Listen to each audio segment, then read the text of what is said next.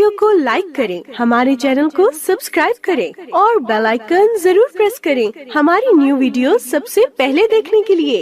السلام علیکم ورحمۃ اللہ وبرکاتہ، نحمدہ ونصلی علی رسولہ الکریم، اما بعد فاعوذ باللہ من الشیطان الرجیم، بسم اللہ الرحمن الرحیم، رب اشرح لی صدری ویسر لی امری واحلل عقدۃ من لسانی یفقہوا قولی۔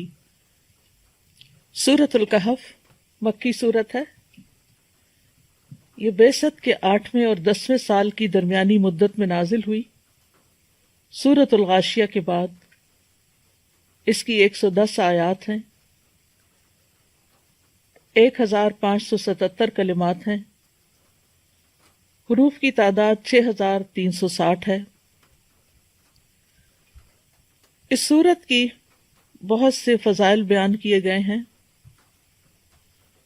رسول اللہ صلی اللہ علیہ وسلم نے فرمایا، جو شخص جمعہ کے دن سورۃ الکہف پڑھتا ہے تو 2 جمعوں کے درمیان اس کے لیے نور روشن ہو جاتا ہے، یعنی اس کو ہدایت ملتی ہے۔ یہ نور ہدایت مراد ہے اس سے، لیکن یہ نور ہدایت اسی کو ملتا ہے جو اس کو اچھی طرح سے تلاوت کر کے اس کو سمجھ کر پڑھتا ہے۔ اسی طرح رسول اللہ صلی اللہ علیہ وسلم نے فرمایا، جس نے سورۃ الکہف کی تلاوت ایسے کی جیسے وہ نازل ہوئی تو یہ اس کے لیے قیامت کے دن اس کی اقامت گاہ سے مکہ تک نور کا سبب بنے گی، اور جس نے اس سورت کی آخری 10 آیات پڑھی اور پھر دجال نکل آیا تو اسے کوئی نقصان نہ پہنچا سکے گا۔ یہ سورت سکینت نازل کرنے والی سورت ہے۔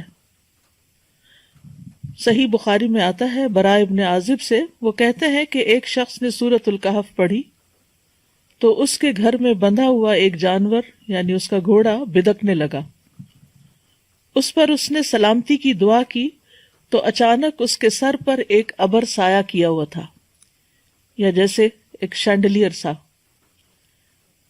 اس نے نبی صلی اللہ علیہ وسلم سے اس کا ذکر کیا تو آپ نے فرمایا، اے شخص تو پڑھتا ہی رہ، کیونکہ یہ تو طمانینت اور سکینت تھی جو قرآن پڑھنے کی بدولت اتری تھی۔ ویسے تو قرآن مجید کا کوئی حصہ بھی پڑھا جائے تو اس سے اطمینان اور تسکین حاصل ہوتی ہے، لیکن خاص طور پر سورۃ الکہف، کیونکہ سورۃ الکہف میں 7 رحمتوں کا ذکر ہے، اور یوں یہ ہفتے کے 7 دنوں کے لیے کافی ہو جاتی ہیں۔ آیت نمبر 16 میں آتا ہے، ینشر لکم ربکم من رحمتہ، تمہارا رب تمہارے لیے اپنی کچھ رحمت کھول دے گا۔ آیت 10 میں آتا ہے، ربنا آتنا من لدنک رحمہ، اے ہمارے رب ہمیں اپنے پاس سے کوئی رحمت عطا فرما۔ آیت نمبر 58 میں آتا ہے، وَرَبُّكَ الْغَفُورُ ذُو الرَّحْمَةِ، اور تیرا رب نہایت بخشنے والا خاص رحمت والا ہے۔ آیت نمبر 65 میں آتا ہے، آتَيْنَاهُ رَحْمَةً مِّنْ عِنْدِنَا، اسے ہم نے اپنے ہاں سے ایک رحمت عطا کی۔ آیت 81 میں آتا ہے، وَأَقْرَبَ رَحْمَةً، اور جو شفقت میں زیادہ قریب ہو۔ آیت 82 میں آتا ہے، رَحْمَةً مِّن رَبِّكَ، تیرے رب کی طرف سے رحمت کے لیے۔ اور 98 میں آتا ہے، قال ھذا رحمت من ربی، کہا یہ میرے رب کی طرف سے ایک رحمت ہے۔ تو بہرحال یہ سورت خوشخبری بھی دیتی ہے، سکینت کا باعث بھی ہے، دجال کے فتنے سے بچانے والی بھی ہے، ہر جمعہ کو پڑھنے والے کے لیے نور ہدایت کا باعث ہے، اور خاص طور پر اگر کوئی اس سورت کی ابتدائی 10 آیات یاد کر لے گا تو وہ دجال کے فتنے سے محفوظ رہے گا۔ دجال کا فتنہ اس دنیا میں سب سے بڑا فتنہ ہے، اور اللہ سبحانہ تعالیٰ نے ہمیں یہ صورت ایک ایسی نعمت اور اپنی رحمت کے طور پر عطا کی ہے کہ جس کے ذریعے ہم اس فتنے سے بچ سکتے ہیں۔ سورت کا آغاز الحمدللہ سے ہوتا ہے۔ الحمدللہ الذی انزل علی عبدہ الکتاب ولم یجعل لہ عوجا، اللہ کا سب تعریف اللہ کے لیے ہے جس نے اپنے بندے پر کتاب نازل کی اور اس میں کوئی ٹیڑھ نہیں رکھی۔ تو گویا آغاز میں قرآن کا ذکر ہے۔ سورت کا اختتام بھی قرآن کے ذکر پر ہوا ہے۔ قُلْ لَوْ كَانَ الْبَحْرُ مِدَادًا لِكَلِمَاتِ رَبِّي لَنَفِدَ الْبَحْرُ قَبْلَ أَن تَنفَدَ كَلِمَاتُ رَبِّي وَلَوْ جِئْنَا بِمِثْلِهِ مَدَدًا۔ تو چونکہ یہ سورت فتنے سے نجات کے لیے ہے، نہ صرف یہ کہ دجال کے بلکہ اور بھی جو فتنے انسان کی زندگی میں آتے ہیں، جیسے مال کا فتنہ، قدرت اور غلبے کا فتنہ، علم کا فتنہ، دین کا فتنہ، تو اس اعتبار سے یہ سورت الکہف اپنے نام کے اعتبار سے بھی سمبولک ہے کہ کہف جو ہوتا ہے یا کیو جو ہوتی ہے وہ پناہ لینے کے لیے ہوتی ہے، اور ایسی جگہ پر جہاں اور کوئی بھی چیز انسان کو پناہ نہیں دے سکتی۔ تو اس لیے اس سورت کے اندر بہت سی دلچسپ چیزیں ہیں۔ سورت کا آغاز الحمدللہ سے ہے، اور پھر اس قرآن مجید کا آغاز بھی الحمدللہ سے ہے، اور اس سورت میں الحمدللہ جو ہے وہ یعنی یہ سورت قرآن کے مڈل میں ہے، اور پھر قرآن کا دوسرا حصہ ایک طرح سے الحمدللہ سے شروع ہوتا ہے۔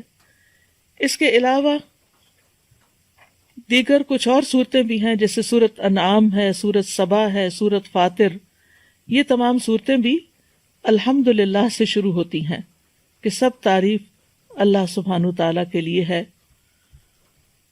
اور اللہ ہی کے لیے، اللہ ہی کی ذات وہ ذات ہے کہ جو انسان کو ہر طرح کی پریشانیوں اور ہر طرح کے فتنوں سے بچا سکتی ہے، اور اس کے لیے اس نے قرآن جیسی نعمت نازل فرما کر ہمارے لیے فتنوں سے بچنے کا بندوبست فرما دیا۔ فتنہ کیا چیز ہوتی ہے؟ فتنہ عربی کے لفظ فتنہ سے ہے، جو آزمائش کرنے کے لیے آتا ہے، کسی چیز کا کھرا کھوٹا معلوم کرنے کے لیے، یعنی ایسی چیز کہ جس کے ذریعے خیر اور شر میں انسان کا حال پتہ چل جائے کہ انسان کے اندر خیر ہے یا شر ہے۔ ابن العربی کہتے ہیں کہ فتنے کے کئی معنی ہیں، جیسے آزمانا، مشقت، مال، اولاد، کفر، آپس کا اختلاف، اور آگ سے جلانے کے لیے بھی فتنے کا لفظ استعمال ہوتا ہے، اور یہ بھی کہا گیا ہے کہ فتنے سے مراد ظلم ہے۔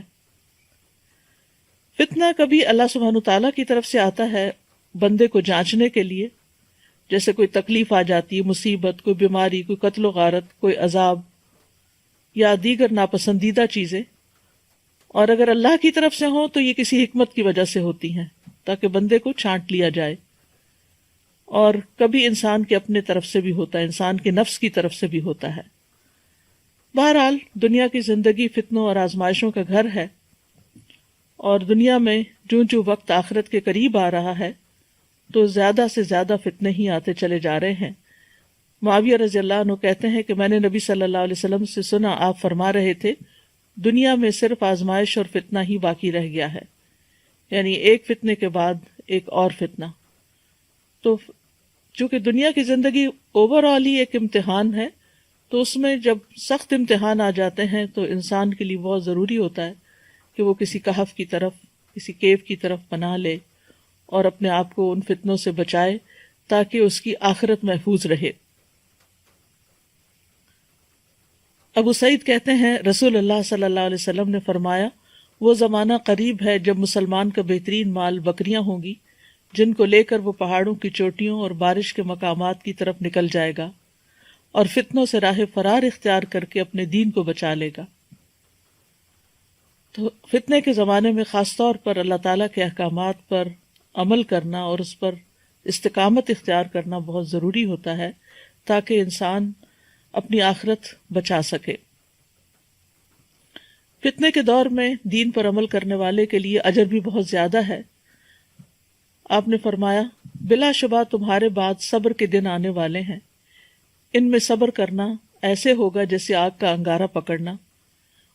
ان لوگوں میں دین کے تقاضوں پہ عمل کرنے والے کو اس جیسے 50 عمل کرنے والوں کے برابر ثواب ملے گا۔ یعنی فتنے کے دور میں اگر کوئی شخص اپنے دین کو تھام کے رکھتا ہے تو اس کے لیے اجر بھی بہت بڑا ہے۔ آپ نے یہ بھی فرمایا کہ فتنے کے دور میں عبادت کرنا میری طرف ہجرت کرنے کی طرح ہے، اور ایسے میں انسان اپنے دین کی حفاظت کرے، اور اس کے لیے اگر کوئی ایک جگہ چھوڑنی پڑے یا کوئی اپنے اندر تبدیلی لانی پڑے تو وہ لانا ضروری ہے۔ اور فتنوں سے پناہ بھی مانگنی چاہیے۔ نبی صلی اللہ علیہ وسلم نے فرمایا اعوذ باللہ من الفتن، میں فتنوں سے اللہ کی پناہ لیتا ہوں۔ اور ایک اور جگہ پر آتا ہے کہ اعوذ باللہ من سوء الفتن، میں فتنے کی برائی سے اللہ کی پناہ لیتا ہوں۔ ایک اور دعا ہے اللہم انا نعوذ بک ان نرجع علی اعقابنا او نفتن عن دیننا، اے اللہ ہم اس سے تیری پناہ لیتے ہیں کہ ہم الٹے پاؤں لوٹ جائیں یا اپنے دین کے بارے میں کسی فتنے میں مبتلا ہو جائیں۔ اسی طرح ایک اور دعا بھی ہے اللہم انی اسألک عملا بالحسنات وترکا للمنکرات واذا اردت فی قوم فتنة وانا فیہم فاقبضنی الیک غیر مفتون۔ اے اللہ بے شک میں تجھ سے نیکیاں کرنے اور برائیوں کو ترک کر دینے کا سوال کرتا ہوں، اور جب تو لوگوں کو فتنے میں مبتلا کرنا چاہے اور میں وہاں موجود ہوں تو مجھے فتنے سے بچا کر اپنے پاس بلا لینا۔ تو بہرحال انسان کے لیے فتنے تو کئی ایک ہو سکتے ہیں، لیکن سب سے بڑا فتنہ دین میں ہوتا ہے۔ اسی لیے اس سورت کے اندر جن 4 فتنوں کا ذکر کیا گیا ہے ان میں سب سے پہلے دین کے فتنے کی بات کی گئی ہے۔ بہرحال اللہ تعالیٰ سے دعا ہے کہ وہ ہمیں اس سورت کو صحیح طور پر سمجھنے کی توفیق دے، اور آج کل کے حالات میں جو سب لوگ پریشانی کا شکار ہیں ان میں ان کے لیے ایک امید کا پیغام ہو۔ تو سب سے پہلے بسم اللہ الرحمن الرحیم، ہر سورت کے آغاز میں بسم اللہ ہوتی ہے، اور بسم اللہ جو ہے سوائے سورت التوبہ کے، لیکن سورت النمل میں بسم اللہ الرحمن الرحیم کی آیت آتی ہے، جس سے یہ پتہ چلتا ہے کہ قرآن مجید میں 114 بار بسم اللہ کا ذکر ہے۔ تو اس آیت کی اہمیت کے پیش نظر ہم تھوڑی سی بات اس کے اوپر کریں گے کہ قرآن مجید کے شروع میں یا تلاوت کے شروع میں بسم اللہ پڑھنا کیوں ضروری ہے۔ بسم اللہ کیا ہے؟ اللہ کے نام کے ساتھ جو بہت مہربان، بار بار رحم فرمانے والا ہے۔ یعنی میں اس سورت کا آغاز اللہ کے نام کے ساتھ کرتی ہوں، اور اللہ کا نام جو ہے وہ بہت بابرکت ہے۔ تبارک اسم، جیسے سورت الرحمن میں آتا ہے تبارک اسم ربک ذی الجلال والاکرام، بہت بابرکت ہے تیرے رب کا نام جو جلال و اکرام والا ہے۔ تبارک اسم ربک ذی الجلال والاکرام۔ تو بہرحال جب ہم اللہ کے نام سے کوئی چیز شروع کرتے ہیں تو پھر برکت بھی آتی ہے، اللہ کی مدد آتی ہے، اللہ تعالیٰ کی طرف سے رحمت آتی ہے، اور وہ کام ہمارے لیے آسان ہو جاتا ہے۔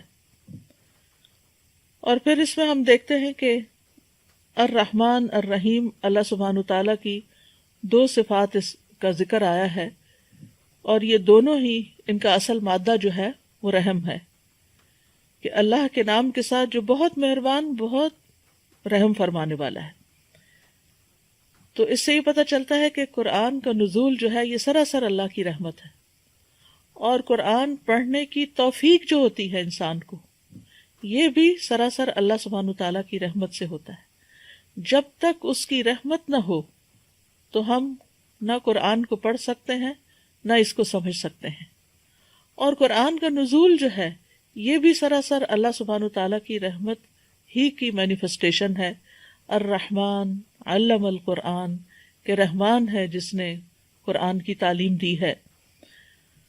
تو اس میں ایک بہت اہم نقطہ یہ بھی ہے کہ جب انسان علم سیکھے یا سکھائے تو اسے اللہ کی رحمت طلب بھی کرنی چاہیے، اور دوسروں کے ساتھ بھی مہربانی کا سلوک کرنا چاہیے۔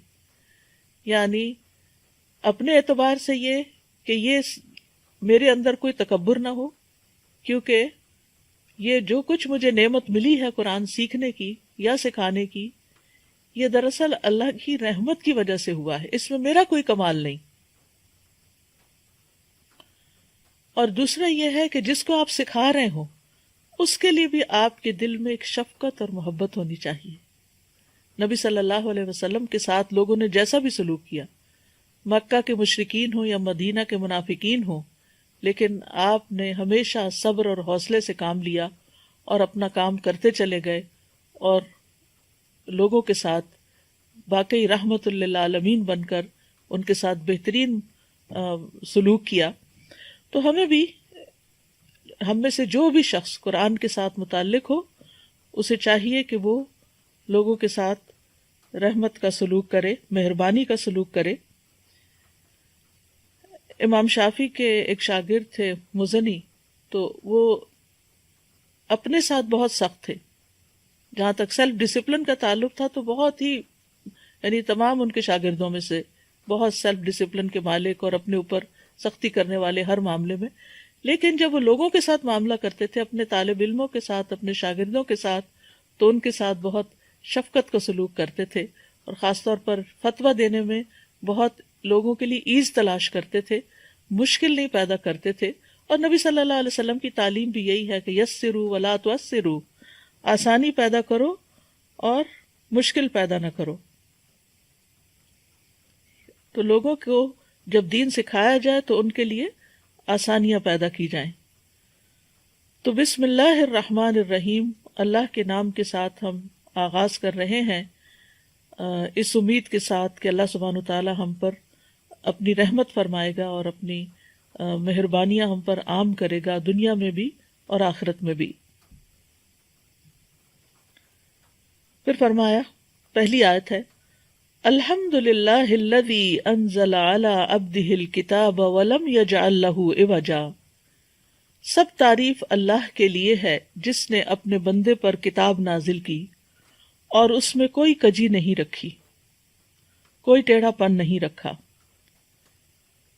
تو سورت کا آغاز الحمد للہ سے ہوتا ہے، اور الحمد للہ کا لفظ جو ہے حمد کا مطلب ہے محبت اور تعظیم کے ساتھ جس کی تعریف کی جا رہی ہے اس کا مکمل وصف بیان کرنا، یعنی ایسی تعریف جس میں محبت ہو اور تعظیم ہو، کیونکہ تعریف کے لیے مدح کا لفظ بھی آتا ہے، اور ضروری نہیں ہوتا کہ مدح کے اندر واقعی کسی کے لیے محبت بھی ہو اور تعظیم بھی ہو۔ بعض اوقات وہ صرف چاپلوسی ہوتی ہے یا صرف خوش آمد ہوتی ہے تاکہ اس سے کوئی بینیفٹس حاصل کیے جا سکیں، لیکن حمد کے اندر واقعی حقیقی محبت ہوتی ہے اور محبت کی بنا پہ تعریف کی جاتی ہے، اور پھر اس میں تعظیم اور احترام کا پہلو بھی ہوتا ہے۔ یعنی بعض اوقات لوگ محبت کی بنا پہ گستاخی بھی کر جاتے ہیں، لیکن اللہ سبحانہ تعالیٰ کے لیے جب انسان حمد کرتا ہے، تعریف کرتا ہے، تو اس میں تعظیم کا پہلو زیادہ ہوتا ہے۔ اور پھر یہ ہے کہ اسی طرح شکر کا لفظ بھی استعمال کیا جاتا ہے، اور شکر میں وہ تعریف ہوتی ہے جب کوئی ہم پر احسان کرتا ہے، لیکن اللہ سبحانہ تعالیٰ تو وما بکم من نعمت فمن اللہ، جتنی بھی نعمتیں ہمارے پاس ہیں وہ سب کی سب اللہ سبحانہ تعالیٰ کی طرف سے ہیں، اور اس بنا پر کہ اللہ سبحانہ تعالیٰ اپنی ذات، اپنی صفات، اپنے افعال میں کامل ہے، تو تعریف اللہ ہی کی ہے۔ جہاں تک بندوں کی تعریف کا تعلق ہے تو بندے تعریف ڈیزرو نہیں کرتے، کیونکہ بندے جو ہیں ان میں کمال نہیں ہے۔ اگر کوئی ایک کام اچھا کریں گے تو 10 اس میں غلطیاں بھی ہوں گی۔ یعنی اگر کوئی مثلا نیکی کا کام کرتا ہے، کوئی مثلا صدقہ خیرات کر رہا ہے، تو ہم اس بنا پر کہ یہ بڑا سخی ہے اس کی تعریف شروع کر دیتے ہیں، لیکن ہمیں نہیں پتا کہ اس نے وہ صدقہ کس نیت کے ساتھ کیا ہے، اور اس کا وہ صدقہ قبول بھی ہوا یا نہیں قبول ہوا، یا یہ کہ صدقہ کرنے کے بعد اس نے کوئی احسان جتایا ہے، یا اس نے دوسرے کو کوئی دکھ دیا ہے۔ تو اب ہم تو صرف ایک ظاہری صورت دیکھ رہے ہیں کہ فلاں نے اتنا لوگوں میں تقسیم کیا یا بانٹا یا دیا یا اللہ کی راہ میں دیا، لیکن یہ کامل وصف نہیں ہے اس کے اندر اس کی نیت کی خرابی بھی ہو سکتی ہے، اور اس میں اذیت بھی ہو سکتی ہے، یا کوئی اور مشکل بھی آ سکتی ہے۔ لیکن اللہ سبحانہ وتعالی جب اس کی تعریف کی جاتی ہے تو وہ مکمل تعریف ہوتی ہے۔ تو الحمد للہ، تعریف اللہ کے لیے ہے۔ یہ جو لام ہے للہ میں، یہ لام جو ہے یہ اختصاص کا بھی ہے اور استحقاق کا بھی ہے۔ استحقاق کا مطلب یہ ہے کہ اللہ سبحانہ تعالیٰ ہی حقدار ہے، اور حمد اللہ ہی کے ساتھ خاص ہے، بندوں کی حمد نہیں ہو سکتی۔ اسی لیے آپ دیکھیں نا کہ جب کسی شاعر کو کسی بادشاہ کی تعریف لکھنی ہوتی ہے تو اس کو کیا کہتے ہیں؟ مدح۔ اسی طرح رسول اللہ صلی اللہ علیہ وسلم کی جب نعت لکھی جاتی ہے تو اس کو بھی مدح الرسول کہتے ہیں، حمد الرسول نہیں کہتے۔ ہم صرف اللہ کے لیے، الحمد للہ، کہ تعریف صرف اور صرف اللہ کے لیے ہے۔ اور پھر ال جو شروع میں آیا ہے سب تعریف یعنی مکمل، ال استغراق کا، یعنی استغراق نہیں کہ پوری طرح انکمپس کیا ہوا کہ مکمل تعریف جو ہے اور کامل تعریف جو ہے وہ اللہ سبحانہ تعالیٰ ہی کے لیے ہے۔ تو للہ ہی اللہ کے لیے خاص بھی ہے، اور لام کے وجہ سے اللہ تعالیٰ اس کا حقدار بھی ہے، یعنی حق اسی کا ہے کہ اس کی تعریف کی جائے، کیونکہ جو کچھ اس نے کیا ہے اس کے علاوہ کسی اور نے نہیں کیا۔ اور پھر الحمدللہ کہنا جو ہے وہ میزان کو بھر دیتا ہے۔ جب حقیقی معنوں میں انسان کا دل شکر سے لبریز ہوتا ہے اور وہ اپنے عمل سے اللہ تعالیٰ کی طرف رغبت کرتا ہے اور اللہ کو راضی کرتا ہے، تو تبھی وہ حقیقی معنوں میں اس کی تعریف کر رہا ہوتا ہے۔ تو اللہ سبحانہ تعالیٰ کو اپنی تعریف بہت پسند ہے، کیونکہ وہ تعریف کا حقدار ہے۔ بندے بھی اپنی تعریف پسند کرتے ہیں، لیکن بہت دفعہ ایسا ہوتا ہے کہ انہوں نے جو کام نہیں کیا ہوتا اس پہ بھی چاہتے ہیں، وہ یحبون ان یحمدوا بما لم یفعلوا، کہ اس پہ بھی ان کی تعریف ہو جائے جو انہوں نے کیا ہی نہیں۔ اور اگر وہ چھوٹا سا بھی کوئی کام کرتے ہیں تو تعریف کا طلب کرتے ہیں اور تعریف سننا پسند کرتے ہیں، جبکہ بندے اس کے نہ حقدار ہیں اور نہ ہی ان کے لیے تعریف خاص ہے۔ تو اللہ سبحانہ تعالی ہمیں یہاں پر یہ سکھا رہے ہیں کہ ہم جب اللہ کی کسی نعمت کا ذکر کریں تو ہم اس کی تعریف کے ساتھ کریں۔ جیسے اگر اپنی بھی کوئی، ہم پر بھی کوئی نعمت ہے ہماری ذات پر اللہ تعالیٰ کی، ہماری صحت اچھی ہے، ہمارا دماغ کام کرتا ہے، ہم دیکھ سکتے ہیں، ہم سن سکتے ہیں، ہم بول سکتے ہیں، تو ہمیں الحمدللہ کہہ کر بات شروع کرنی چاہیے، یا نعمت کا ذکر کرنے کے بعد الحمدللہ کہنا چاہیے۔ تو آغاز میں بھی کاموں کے اللہ کی تعریف ہونی چاہیے، اور اختتام پر بھی ہونی چاہیے جب اللہ تعالیٰ توفیق دے کہ وہ کام مکمل ہو گیا ہے۔ الحمد وآخر دعوانا ان الحمد للہ رب العالمین۔ اور اللہ سبحانہ تعالیٰ اپنے کاموں کی ابتدا بھی اور اختتام پر بھی اپنی ذات کی تعریف کرتا ہے۔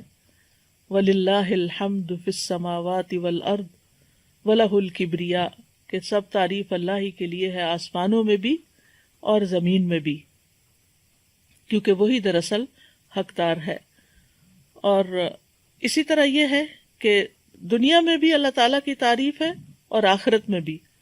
سورۃ القصص میں آتا ہے وَهُوَ اللَّهُ لَا إِلَٰهَ إِلَّا هُوَ لَهُ الْحَمْدُ فِي الْأُولَىٰ وَالْآخِرَةِ وَلَهُ الْحُكْمُ وَإِلَيْهِ تُرْجَعُونَ، اور وہی اللہ ہے جس کے سوا کوئی معبود نہیں، اسی کے لیے دنیا اور آخرت میں سب تعریف ہے، اور اسی کے لیے حکم ہے، اور اسی کی طرف تم لوٹائے جاؤ گے۔ یعنی حمد فی الاولی والآخرہ، اول بھی اور آخر بھی اسی کی تعریف۔ اسی طرح نبی صلی اللہ علیہ وسلم اللہ تعالیٰ کی تعریف اس طرح کیا کرتے تھے، خاص طور پر رکوع سے سر اٹھانے کے بعد، ربنا ولک الحمد حمدن کثیرا طیبا مبارکا، تو ایک صحابی نے کہی تھی جس کو آپ نے اپریشیٹ کیا تھا کہ اس کو 30 فرشتے اٹھانے کے لیے آئے ہیں، اس کا اجر۔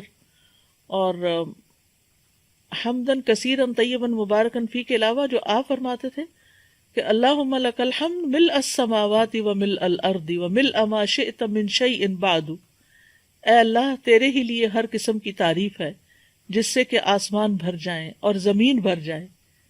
کتنی خوبصورت تعریف ہے کہ اتنی تعریف کہ جس سے آسمان بھر جائے اور زمین بھر جائے، اور اس کے بعد ہر وہ چیز جسے تو چاہے وہ بھر جائے۔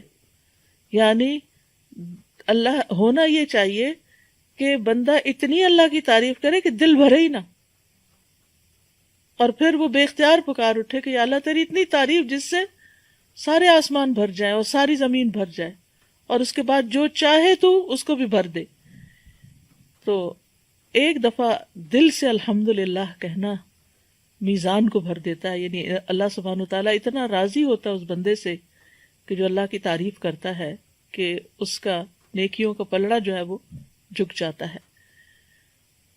اور اسی لیے ہمیں ساری نعمتوں پر اللہ تعالیٰ کی تعریف کرتے رہنا چاہیے، لیکن خاص طور پر یہاں پر جس چیز کا ذکر ہو رہا ہے کہ کس چیز پر اللہ کی تعریف ہے، الذی انزل علی عبدہ الکتاب، کہ جس نے اپنے بندے پر کتاب نازل کی.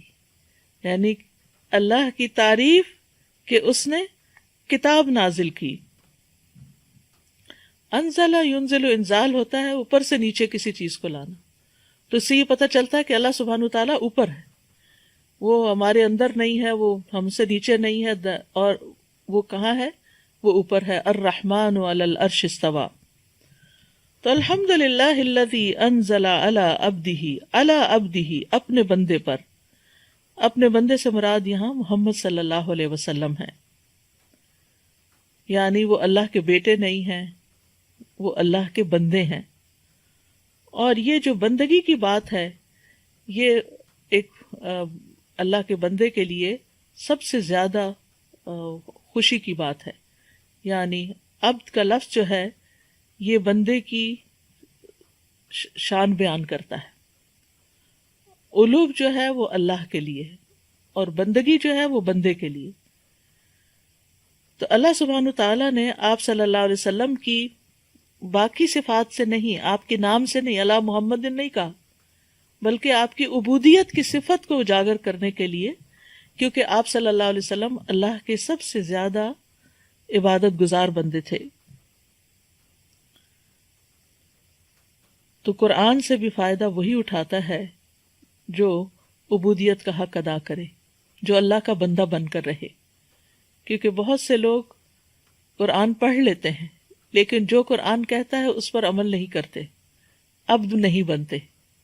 تو چونکہ اللہ نے کتاب اپنے بندے پر نازل کی ہے تو قرآن کا نزول اسی بندے پر ہوتا ہے، قرآن اسی کو سمجھ میں آتا ہے، قرآن اسی کو عزت بخشتا ہے جو واقعی اللہ کی عبادت کرتا ہے اور اس قرآن کو پڑھ کر عبادت کی طرف رغبت کرتا ہے.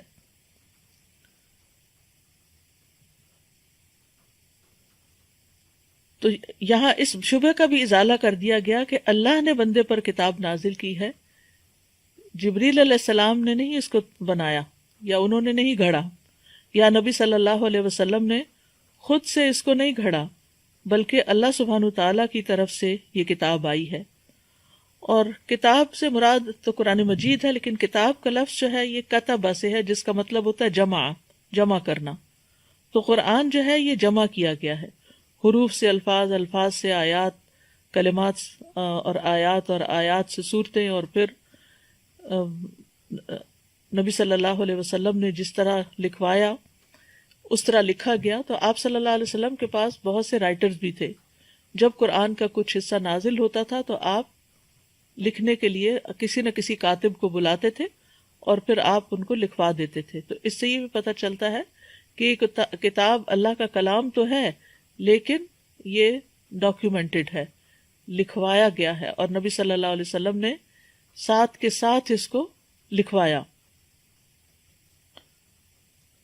وَلَمْ يَجْعَلْ لَهُ عِوَجًا، اور اس کے لیے یعنی اس کتاب کے اندر کوئی ٹیڑھا پن نہیں رکھا، نہ معنی کے اعتبار سے، نہ سٹرکچر کے اعتبار سے، نہ احکام کے اعتبار سے، اور نہ ہی کسی اور یعنی اس کی تعلیمات یا احکامات کے اعتبار سے کوئی عوج نہیں رکھی.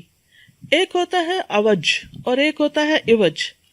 عوج کہتے ہیں وہ ٹیڑھا پن جو آنکھ سے بسہولت دیکھا جا سکے، مثلا لکڑی وغیرہ کا یا کسی لوہے کی تار کا ٹیڑھا پن. اور عوج کہتے ہیں معانی میں کجی، یعنی معانی کے اندر کوئی ٹیڑھا پن نہیں رکھا، کوئی اس میں تناقض نہیں، کنٹراڈکشن نہیں، کوئی لہو و لعب نہیں، کوئی عبث بیکار بات نہیں، کوئی جھوٹ نہیں. تو اللہ سبحانہ تعالیٰ نے اس کتاب کو ان ساری چیزوں سے پاک کر دیا. وَلَمْ يَجْعَلْ لَهُ عِوَجًا، کہ اس میں کوئی عوج، کوئی ٹیڑھا پن نہیں رکھا. یہ بھی اللہ سبحانہ وتعالی نے اس کتاب کی تعریف بیان کی ہے اور اس کتاب کو ہر طرح کی خامی اور کمزوری سے پاک بتایا ہے. یہ اللہ سبحانہ وتعالی کا خاص کرم ہے، خاص فضل ہے کہ اس نے اس کتاب کو ہر طرح کی پیچیدگی سے اور ٹیڑھے پن سے محفوظ رکھا تاکہ لوگ اس سے صحیح طور پر فائدہ اٹھا سکیں. اور اس کے کئی ایک نام ہیں. بعض علماء نے ایک قرآن مجید کے 97 نام جمع کیے ہیں کہ اس کے مختلف نام ہیں، اور اس کو کتاب یعنی کہ رحمت بھی کہا گیا، نور بھی کہا گیا ہے، ہدایت بھی کہا گیا ہے. اسی طرح کتاب عزیز کہا گیا، کتاب کریم کہا گیا ہے، کتاب یعنی کہ مختلف نام ہیں جو قرآن پاک کے اندر آتے ہیں. تو بہرحال یہ کتاب جو ہے یہ ایک بہت ہی معزز کتاب ہے، بہت ہی بہترین کتاب ہے. تو کتاب کے ساتھ ہمیں کیا معاملہ کرنا چاہیے؟ وہی جو نبی صلی اللہ علیہ وسلم نے کیا. اور وہ کیا تھا کہ آپ نے اس کو پڑھا بھی، اس کو لکھوایا بھی، اس کو یاد بھی کیا، اس کو سنایا بھی، اس پہ غور و فکر بھی کیا، اس کے معنی بھی بیان کیے. انزلنا الیک الذکر لتبین للناس ما نزل الیہم، اور اس پر عمل کیا، عبودیت اختیار کی. تو ہم سب کے لیے بھی ضروری ہے کہ ہم اس کتاب کے ساتھ وہی معاملہ کریں جو اللہ کے رسول صلی اللہ علیہ وسلم نے کیا، یعنی اس کو پڑھیں، اس کو سمجھیں اور اس پر عمل کریں، تاکہ جس طرح اس کتاب کو اس کتاب کی وجہ سے پڑھنے والے معزز ہوئے. تو کیونکہ یہ کتاب عزیز ہے، یہ کتاب عزت بخشنے والی کتاب ہے، یہ غالب آنے والی کتاب ہے. تو اگر آپ اس کو پڑھیں گے نہیں، اگر آپ اس کو سنیں گے نہیں، اگر آپ اس کو سنجیدگی سے نہیں لیں گے تو آپ کو بھی یہ کتاب عزت نہیں دے گی. مثلاً آپ دیکھیں کہ اگر آپ کسی سے کوئی بات کر رہے ہیں، کسی کو کچھ سمجھا رہے ہیں، اس کو کوئی نصیحت کر رہے ہیں، اس کے ساتھ کوئی یعنی ہمدردی کر رہے ہیں اور وہ بندہ سن کے ہی نہیں دیتا، تو آپ کیا کریں گے؟ آپ اس کو چھوڑ دیں گے، آپ کے دل میں اس شخص کی کوئی قدر نہیں ہوگی. تو اللہ نے یہ کلام بھیجا ہے، اور اگر ہم اس کے لیے وقت نہیں نکالتے، اس پر محنت نہیں کرتے، اس کو نہیں پڑھتے، تو پھر یہ کیسے ہو سکتا ہے کہ اس کتاب کی وجہ سے پھر مسلمانوں کو عزت ملے؟ جیسے علامہ اقبال نے بھی کہا تھا، وہ معزز تھے زمانے میں مسلمان ہو کر، اور تم خوار ہوئے تارک قرآن ہو کر. تو جو کتاب اتنی شان والی ہے کہ جس پر اللہ سبحانہ تعالیٰ کی یہاں تعریف کی جا رہی ہے کہ اس نے اپنے بندے پر یہ کتاب نازل کی ہے اور اس میں کوئی ٹیڑھا پن نہیں رکھا، تو پھر ہمارا اس کے ساتھ کیا معاملہ ہونا چاہیے؟ اور پھر یہ کہ قیمن درست کرنے والی ہے. یعنی پہلے فرمایا کہ اس میں کوئی ٹیڑھ نہیں ہے، سچی اور عدل والی کتاب ہے، ہر طرح کے عیب سے پاک ہے. اور پھر دوسرا یہ کہ قیمن درست بھی ہے. قیم کے 3 معنی ہیں. ایک یہ کہ سیدھی ہے، درست، میانہ روی پر مبنی ہے، یہ ابن عباس کا قول ہے. دوسری یہ کہ یہ اللہ تعالیٰ کی تمام کتابوں پر نگران ہے اور ان کی تصدیق کرتی ہے، یعنی پچھلی کتابوں کو سچا مانتی ہے اور ان کو درست بھی کرتی.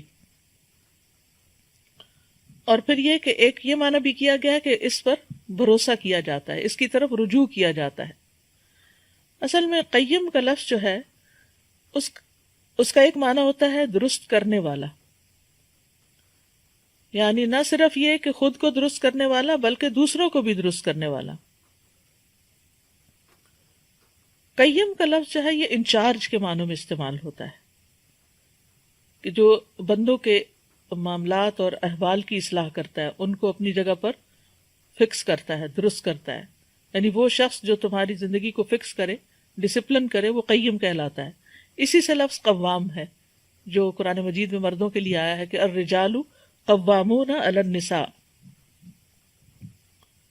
تو یہ کتاب جو ہے بندے کی سوچ کو درست کر دیتی ہے، بندے کے اندر اعتدال پیدا کرتی ہے، کیونکہ دوسرا معنی اس کا ایک اور کیا ہے؟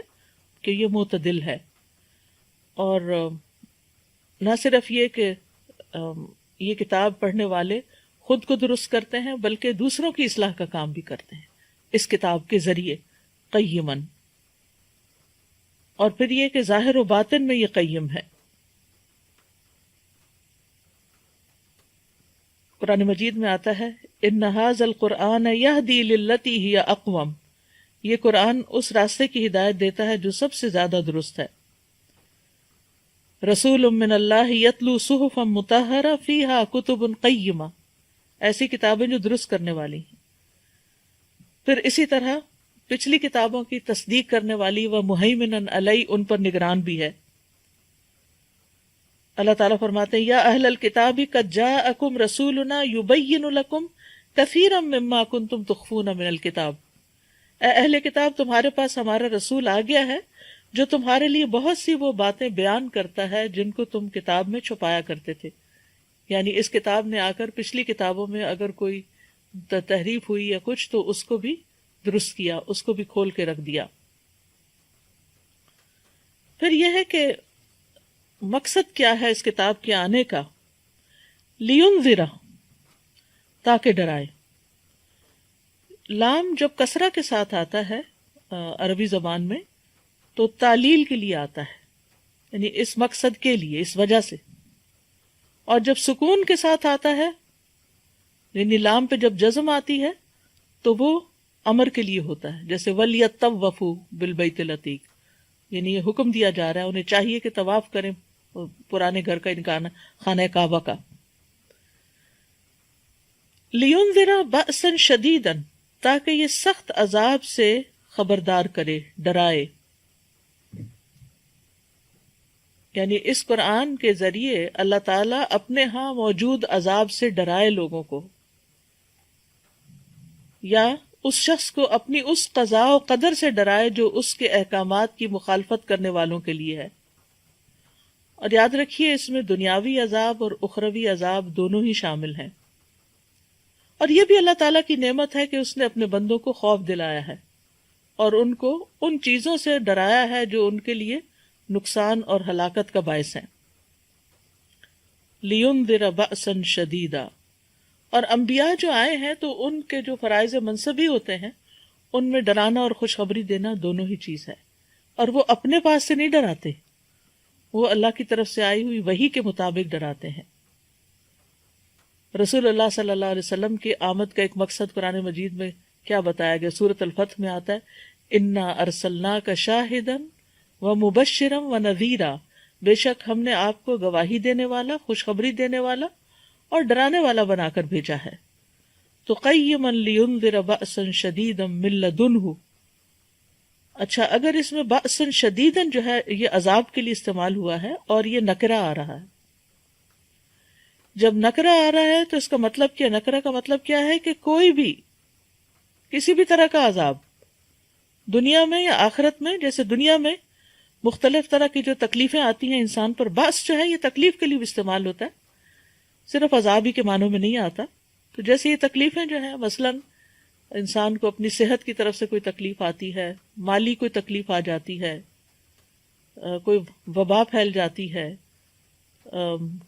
اسی طرح کو بچوں کی طرف سے تکلیفیں آ جاتی ہیں، یعنی انسان، اور پھر یہ کہ جسمانی تکلیفیں آ جاتی ہیں، کبھی روحانی تکلیفیں آتی ہیں، کبھی کوئی خوف آتا ہے، کبھی جان و مال کا نقصان ہوتا ہے، تو یہ ساری چیزیں اللہ کے اذن سے ہوتی ہیں۔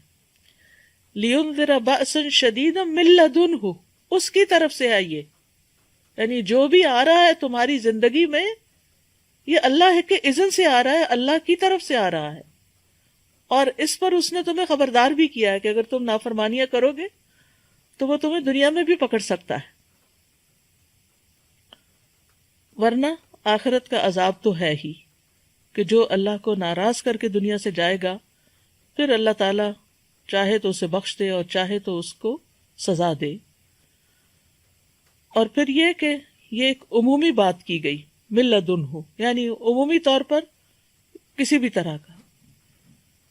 وَيُبَشِّرَ الْمُؤْمِنِينَ، اور خوشخبری دیتا ہے مومنوں کو، الذین یعملون الصالحات، وہ جو نیک عمل کرتے ہیں. کس بات کی خوشخبری؟ ان لہم اجرا حسنا، کہ ان کے لیے بہترین اجر ہے، ان کے لیے بہت ہی عمدہ اجر ہے، ہر طرح کی بھلائی ہے. حسنا، اگر ان کو دنیا میں کوئی تکلیف بھی آتی، کیونکہ جب کوئی تکلیف آتی ہے، کوئی بیماری آتی ہے، کوئی مالی تنگی آتی ہے یا جانوں کا نقصان ہوتا ہے، تو مومن کے حق میں اگرچہ تکلیف ہوتی ہے لیکن اس کے حق میں پھر بھی خیر ہوتی ہے اس میں، اور غیر مومن کے حق میں وہ عذاب ہوتی ہے، کیونکہ وہ اس کا مقصد نہیں سمجھ رہا ہوتا، وہ اس کی بنا پہ اللہ سے ناراض ہو جاتا ہے. تو یہاں پر خوش کر دینے والی ہے، کس کو؟ مومنوں کو. مومنوں کو کون ہے مومن؟ جو دل سے بھی ایمان لائے، زبان سے بھی اقرار کرے اور عمل سے اس کی تصدیق کرے. اصل میں ایمان کا لفظ جو ہے یہ تصدیق جازم کے لیے ہے، ایبسولوٹ بلیف، یعنی پوری طرح پکی طرح کسی چیز کی تصدیق کرنا. اور کون سی چیزیں ہیں ان میں؟ اللہ کے بارے، اللہ پر ایمان لانے والے، ملائکہ پر، کتب پر، رسل پر، یوم آخرت پر، تقدیر پر، اچھی اور بری اس کی. الذین یعملون الصالحات، لیکن یہ خوشخبری کس کے لیے؟ خوش کرنے والی خبر کس کے لیے ہے؟ جو نیک عمل کرتے ہوں. پیچھے آپ نے دیکھا انذار کس کے لیے ہے یہ نہیں بتایا، عام ہے، یعنی اس میں مومن کافر سبھی ہو سکتے ہیں. اللہ کی نافرمانی کرنے والے چاہے کسی بھی لیول پر ہوں، سب کے لیے انذار ہے، عمومی بات کی گئی ہے. لیکن خوشخبری کے لیے شرط لگا دی گئی ہے، عمومی خوشخبری نہیں ہے. الذین یعملون الصالحات، وہ جو نیک عمل کرتے ہیں، صالحات. اور ایمان اور عمل صالح جو ہیں وہ لازم و ملزوم ہیں، بلکہ عمل صالح ایمان کے اندر بھی شامل ہیں. اور عمل صالح کے لیے سب سے پہلی شرط جو ہے وہ اخلاص ہے، اس طرح سے کہ انسان اپنے عمل میں اللہ کی رضا اور آخرت کے گھر کے سوا کوئی مقصد نہ رکھے اپنے دل میں. جب کوئی نیک عمل کر رہا ہو، چاہے کسی کی مدد ہو رہی ہے، مال سے ہو رہی ہے، جان سے ہو رہی ہے، عبادت ہو رہی ہے، دعا ہو رہی ہے، ذکر اذکار ہو رہے ہیں، ان سب کے پیچھے مقصد کیا ہو کہ یہ میں اللہ کی رضا کے لیے کر رہا ہوں. اب آپ سوچ سکتا کہ آپ کے ذہن میں سوال یہ آ رہا ہو کہ کیا پھر کسی خاص مقصد یا تکلیف کو دور کرنے کے لیے دعا نہیں کرنی چاہیے؟ ضرور دعا کرنی چاہیے، اور اللہ سبحانہ وتعالیٰ دعا کرنے کو پسند کرتا ہے. تو جب اللہ تعالیٰ کو ہم دعا کے ذریعے اللہ کو راضی کریں گے تو پھر اللہ کی رحمت بھی آئے گی، اللہ کی مدد بھی آئے گی، تکلیف بھی دور ہوگی. تو اللہ کے لیے خالص ہونے کا مطلب کیا ہے؟ کہ انسان اپنے عمل میں اللہ کی رضا اور آخرت کے گھر کے سوا کچھ اور نہ چاہے. اور دوسرا یہ کہ اللہ کی شریعت کی پیروی کرے، اس سے باہر نہ نکلے، خواہ وہ شریعت محمد صلی اللہ علیہ وسلم کی ہو یا کسی اور نبی کی. تو وَيُبَشِّرَ الْمُؤْمِنِينَ الَّذِينَ يَعْمَلُونَ الصَّالِحَاتِ، یہاں ایک بات اور بھی یاد رکھیں، اور وہ یہ ہے کہ ایمان کے درجے مختلف ہوتے ہیں، ہر ایک کا ایمان ایک جیسا نہیں ہوتا. کوئی ایمان کے ابتدائی درجے پر ہوتا ہے اور کوئی ایمان کے بہت اونچے درجے پر، جیسے ابو بکر رضی اللہ عنہ.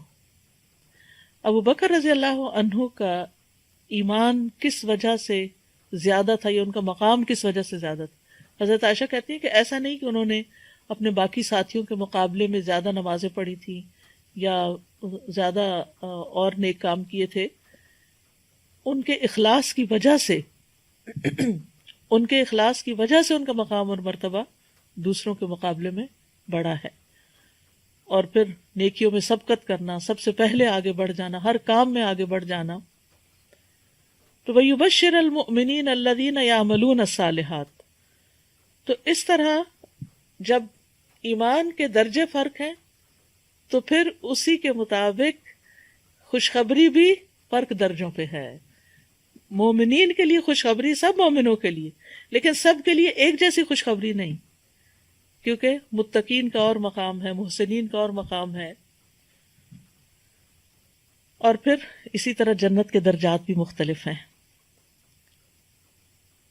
یاد رکھیے ایمان گھٹتا بھی ہے اور ایمان بڑھتا بھی ہے. نیک کام کرنے سے ایمان بڑھتا ہے، اللہ پہ توکل بڑھتا ہے، اللہ کی محبت بڑھتی، اللہ سے امید بڑھتی ہے. اور برے کام کرنے سے چاہے زبان سے لا الہ الا اللہ بھی کہتے رہیں لیکن اگر عمل اس میں ساتھ شامل نہیں تو پھر اسی اعتبار سے انسان کا زوال بھی شروع ہو جاتا ہے. اللہ تعالی ہم سب کو اس سے محفوظ رکھے. اور پھر وَيُبَشِّرَ الْمُؤْمِنِينَ الَّذِينَ يَعْمَلُونَ الصَّالِحَاتِ، تو نتیجہ کیا ہے کہ ہمیں زیادہ سے زیادہ صالح عمل کرنے کی طرف توجہ کرنی چاہیے، کیونکہ عمل سے زندگی بنتی ہے، جنت بھی جہنم بھی. تو عمل جو ہے وہ ہر حال میں ضروری ہے، اور اس میں ہر طرح کے نیک عمل شامل ہیں، چاہے وہ اللہ تعالیٰ کی عبادت سے متعلق ہوں یا بندوں کی خدمت سے متعلق. اور نتیجہ کیا ہے؟ ان لہم، کہ ان کے لیے، لہم یہاں تخصیص کے لیے، کہ بے شک انہی کے لیے ہیں، اجرن حسنا، اچھا اجر، عمدہ اجر. یعنی جیسا ان کے لیے ان کا، اور اجر جو ہوتا ہے وہ عمل کے مقابل ہوتا ہے، اجرت سے ہے. یعنی جتنی محنت کرو گے اتنا ہی تمہیں ریوارڈ ملے گا. اور یہ بھی اجرن بأسن کی طرح کیا ہے؟ نکرہ ہے. اور جب نکرہ ہوتا ہے تو پھر اس میں عموم بھی پایا جاتا ہے، یعنی ہر طرح کا اجر شامل ہو جاتا ہے. حسنن، عمدہ. اور اجرن حسنن میں دنیا کا اجر بھی اور آخرت کا اجر بھی.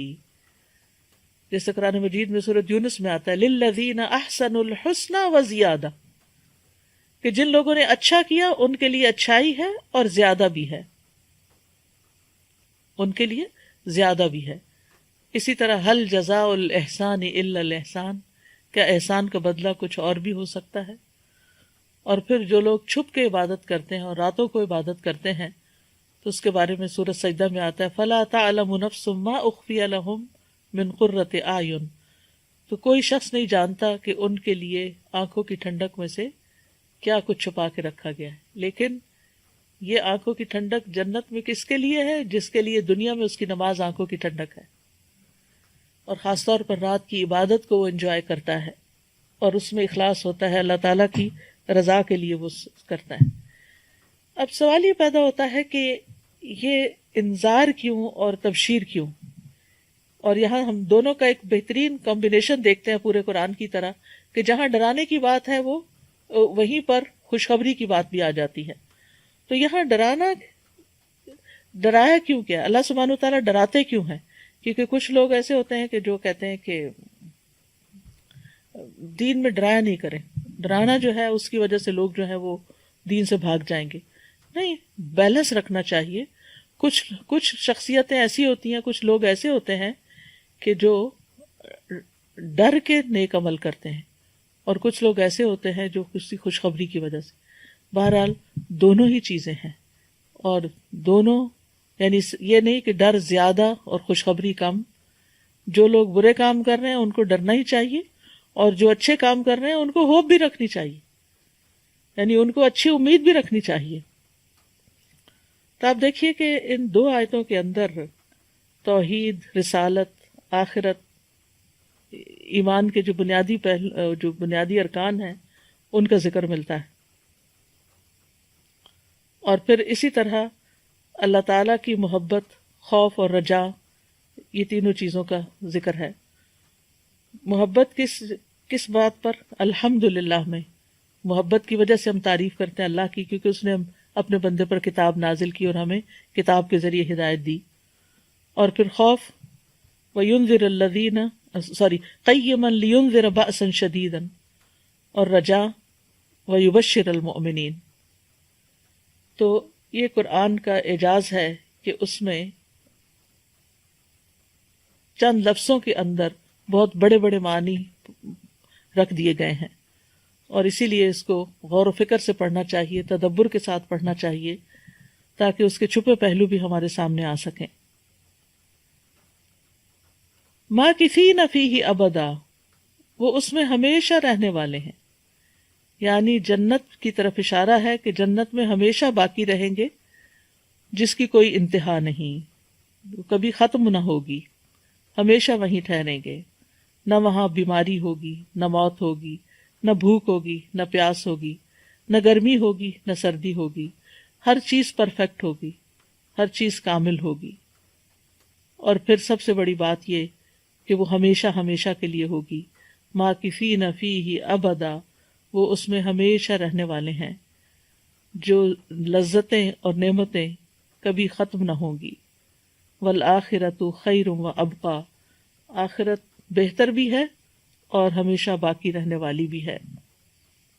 اللہ سبحانہ وتعالیٰ کا کتنا بڑا فضل اور انعام اور اکرام ہے کہ اس نے نہ صرف یہ کہ قرآن اتارا بلکہ ہمیں اس کو پڑھنے اور اس کو سمجھنے کی بھی توفیق عطا فرمائی۔ اور اس خوف و ہراس کے وقت میں، اس پریشانی کے وقت میں، جبکہ ہر شخص دوسرے سے خوف محسوس کرتا ہے کہ کہیں اس کی طرف سے بیماری ہماری طرف نہ آ جائے، اس میں قرآن ایک بہت بڑا سہارا ہے۔ اور مختلف طرح کی افواہوں اور کچھ سچی خبروں اور کچھ جھوٹی خبروں پر جس طرح انسان کو پشیمانی اور پریشانی ہوتی ہے اور وہ دل کے اندر اتر جاتی ہے، جس سے اس کے سارے معمولات، حتیٰ کہ اس کی سوچ، اس کے خیال، اس کی کھانا پینا، ہر چیز متاثر ہو کے رہ جاتی ہے۔ ایسے میں جب انسان قرآن پڑھتا ہے تو اس میں اللہ سبحانہ وتعالیٰ ایک خوف دیتے ہیں۔ اور کنکلوژن اس ساری بات کا یہ ہے کہ ہمیں فوکس عمل صالح پہ کرنا چاہیے۔ اور قیم یہ کتاب درست کر دیتی ہے، یعنی اگر ہم اس کو پڑھیں گے تو ہمارے اندر کے بھی بل پیج جو ہیں، یا ہمارے اندر کے جو خرابیاں ہیں، نفس کی خرابیاں ہو گئی یا سوچ کی خرابیاں ہو گئی یا عقیدے کی خرابی یا عمل کی خرابی، اس کو بھی فکس کرنے والی۔ تو اس لیے اللہ کا شکر ہے، الحمدللہ الحمدللہ کہ جس نے یہ کتاب، اس ہستی کے لیے تعریف کہ جس نے یہ کتاب اپنے بندے پر نازل کی، اور اس میں کسی قسم کی کوئی کجی نہیں رکھی۔ انسان پورے اطمینان کے ساتھ، 100% یقین کے ساتھ اس کتاب کو لے سکتا ہے کہ اس میں جو بھی میرے لیے احکامات ہیں وہ سارے کے سارے بالکل درست ہیں۔ نہ صرف یہ کہ درست ہیں بلکہ درست کرنے والے بھی ہیں۔ جن چیزوں کی یعنی یہ کتاب جن چیزوں کا حکم دیتی ہے اور جن خبروں سے یہ آگاہ کرتی ہے، وہ انسان کے دل کے اندر ایمان پیدا کر دیتے ہیں اور انسان کی عقل کو جلا بخشتے ہیں، خواہ وہ اللہ سبحانہ وتعالیٰ کے نام ہو یا اس کے افعال کے بارے میں خبر ہو یا گزرے ہوئے اور آئندہ کے حالات کے بارے میں کوئی خبر ہو۔ تو یہ تمام چیزیں انسان کو ایک اطمینان بخشتی ہیں۔ یہ کتاب انسان کا تزکیہ کرتی ہے اور اس کے ساتھ ساتھ ڈراتی بھی ہے، خوف بھی دلاتی ہے اور خوشخبری بھی دیتی ہے۔ اور پھر بہترین اجر کی بشارت ہے کہ جس سے انسان کے دل کو خوشی حاصل ہو، اس کا نفس خوش ہو جائے اور اس کی روح کو ایک فرحت اور مسرت جو ہے وہ میسر آئے۔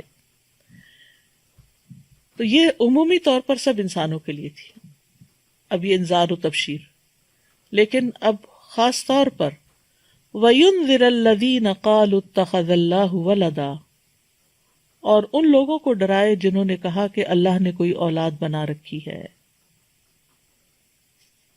یعنی اسپیسیفکلی یہ کتاب ان لوگوں کے لیے انذار ہے جو اللہ کا بیٹا بتاتے ہیں۔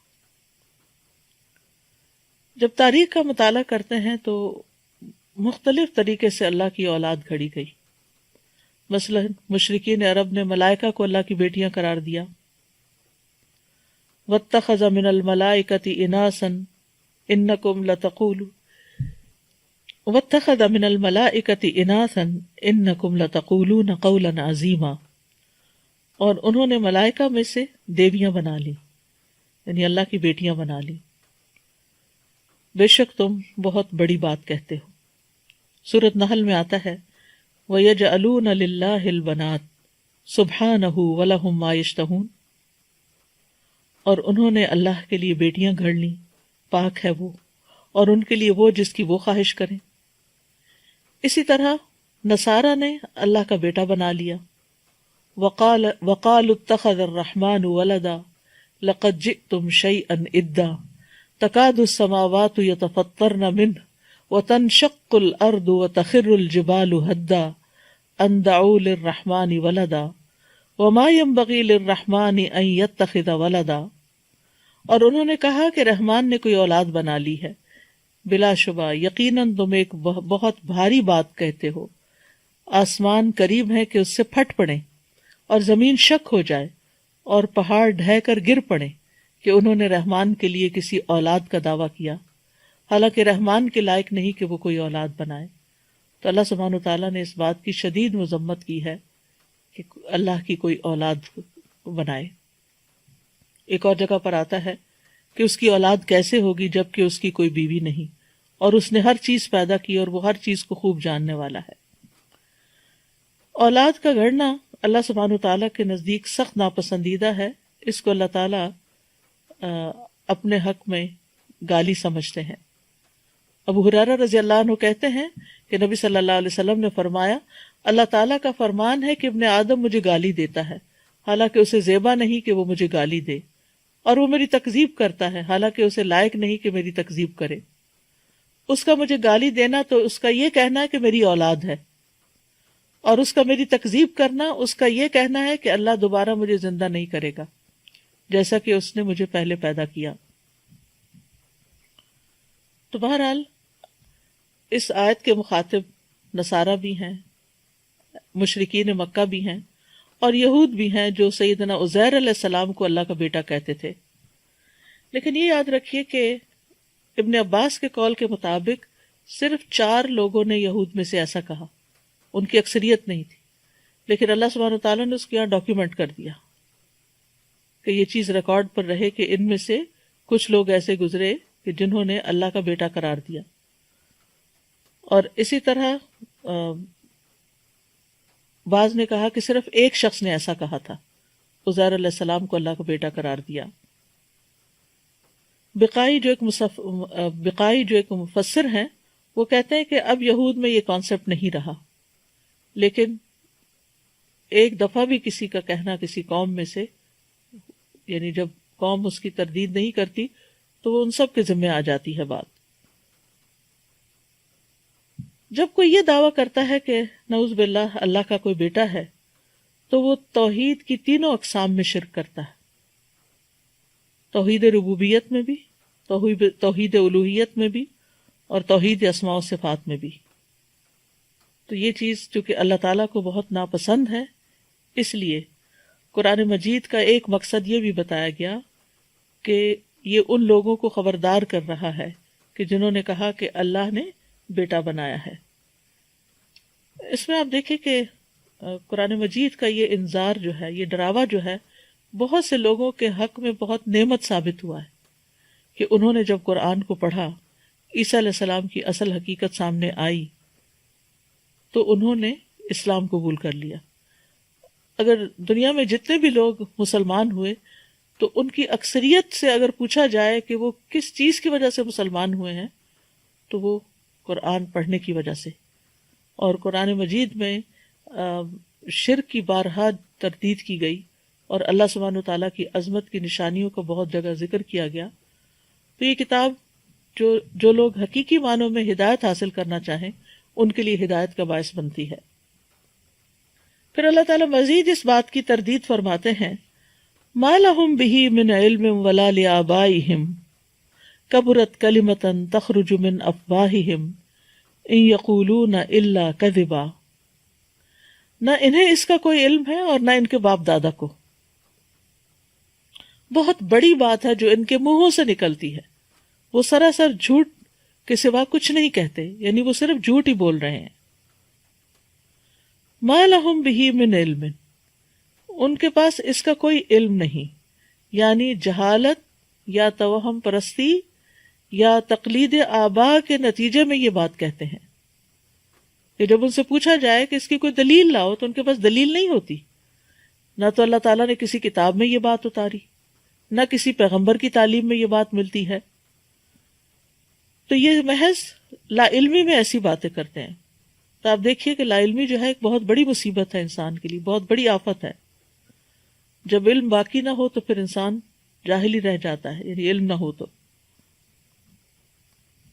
اور پھر فرمایا کہ اگر یہ کہتے ہیں کہ ہمارے آباء و اجداد کرتے تھے یہ، تو ان کی بھی تردید کر دی گئی کہ آباء و اجداد کے پاس بھی کوئی علم نہیں ہے، یعنی نہ ان کے پاس نہ ان کے آباء و اجداد کے پاس.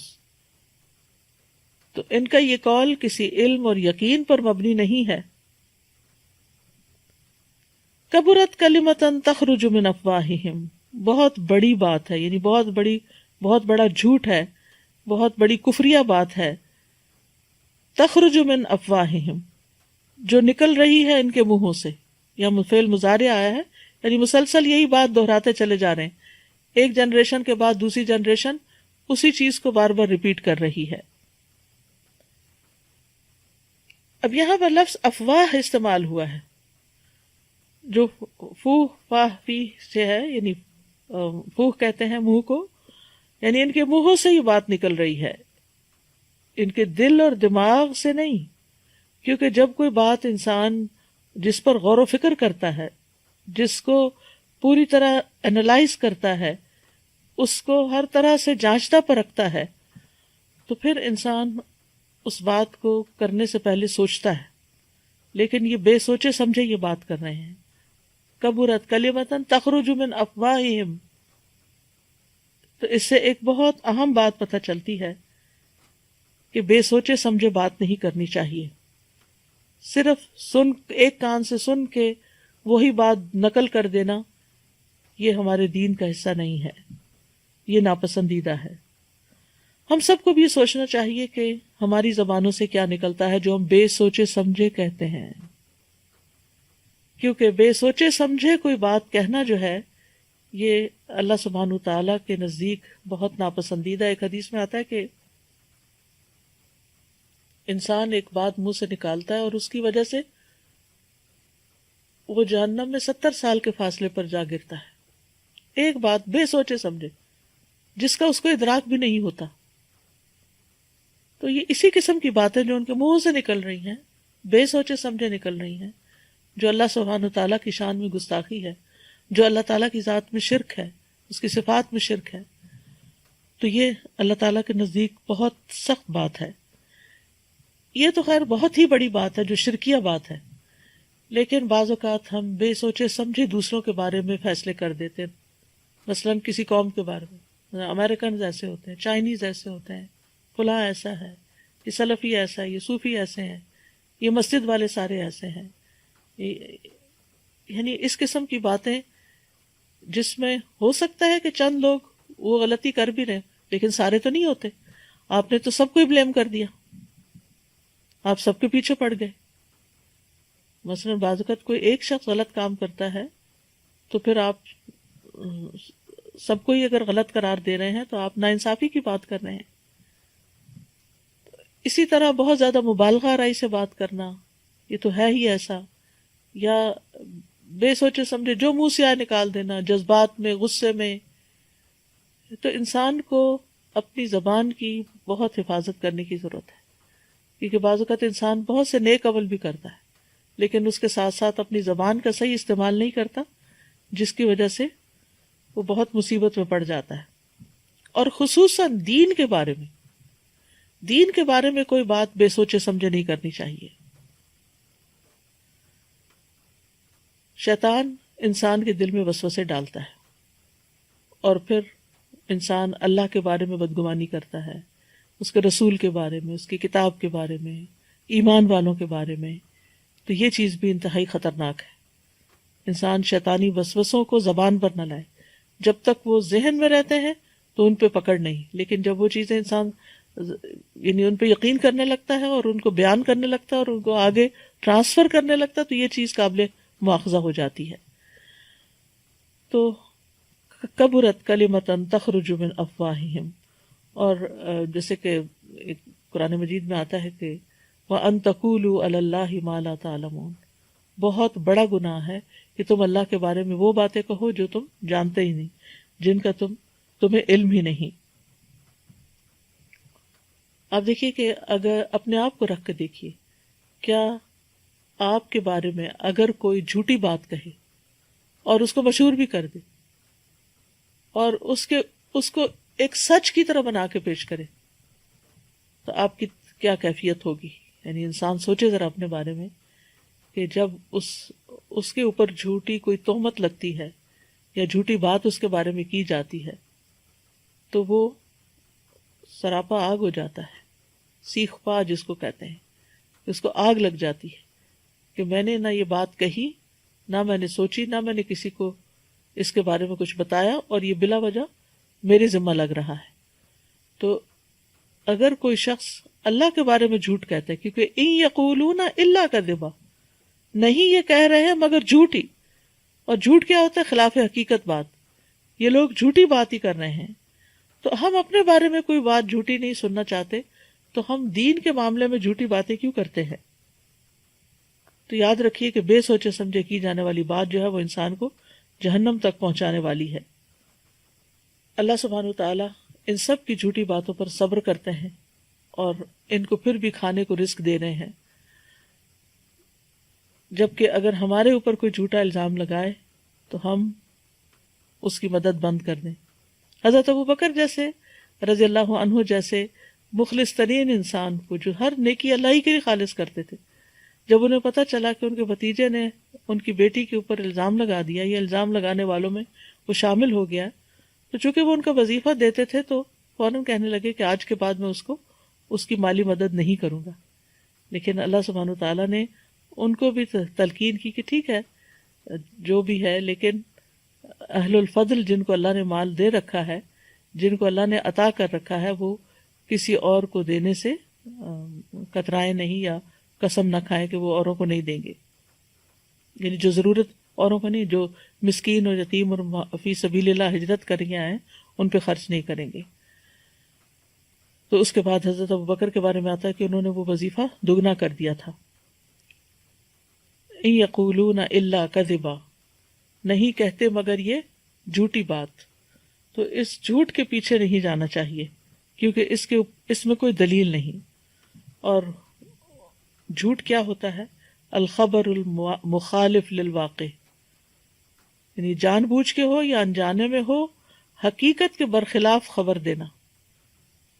اور آج کل کے سیناریو میں یہ بات کہنا چاہوں گی کہ چونکہ سوشل میڈیا بہت ایزیلی اویلیبل ہے ہر ایک کو، گاؤں دیہات میں بیٹھے ہوئے لوگ بھی اس میں شریک ہیں، اور شہروں کے بھی اور ہر جگہ کے. تو اس موجودہ بیماری میں، یعنی کرونا وائرس میں، جو لوگ جھوٹی افواہیں پھیلا رہے ہیں یا غلط قسم کے لوگوں کو صحت کے لیے مشورے دے رہے ہیں، ان سب کو اللہ سے ڈرنا چاہیے کہ کسی کو مس لیڈ بھی نہ کریں، کسی کو ایسی چیز بھی نہ کہیں کہ جو اس کے لیے مزید نقصان دہ ہو، اور اسی طرح جھوٹی خبریں بھی نہ پھیلائیں. یعنی ایسی باتیں گھڑ گھڑ کے عام نہ کریں کہ جس سے لوگوں کا morale اور ڈاؤن ہو، بلکہ امید کی بات کریں، اللہ کی طرف رغبت کی بات کریں. کیونکہ لغو باتیں کرنا، جھوٹی باتیں کرنا انسان کے عمل کو بھی نقصان دینے والی بات ہے، انسان کے ایمان کو خراب کر دینے والی بات ہے. جھوٹ جو ہے وہ انسان کے ایمان کو اس طرح نقصان دیتا ہے جس طرح ایلوا شہد کو بگاڑ دیتا ہے. یعنی انسان کے کیے کرائے پہ پانی پھیرنے والی چیز ہے. تو اس لیے افواہوں سے خاص طور پر بہت سے اسکیمز عام ہوئے میں ہیں، اور اس سے دوسروں کو بیوقوف بنایا جاتا ہے، اور بھولے بھالے عوام جو ہیں وہ ان چیزوں کو حقیقت سمجھ کر ان کو دوسروں کے ساتھ بھی شیئر کر لیتے ہیں، اور پھر ایک جھوٹ جو ہے وہ پوری دنیا میں نشر ہونے لگتا ہے. اللہ سبحانہ وتعالیٰ ہم سب کو اس سے بچا کے رکھے، کیونکہ ایک طرف جو تکلیف ہے یا جو وبا ہے وہ تو اپنی جگہ ہے ہی، لیکن جو مس انفارمیشن ہوتی ہے، ڈس انفارمیشن ہوتی ہے، وہ ہمیشہ چیزوں کو اور زیادہ بڑا کر کے بتاتی ہے اور اس خوف میں اور زیادہ اضافہ کر دیتی ہے. تو اس لیے انسان کے پاس اگر کرنے کی کوئی بات ہو تو کوئی یقینی بات کرے، ورنہ خاموش رہے.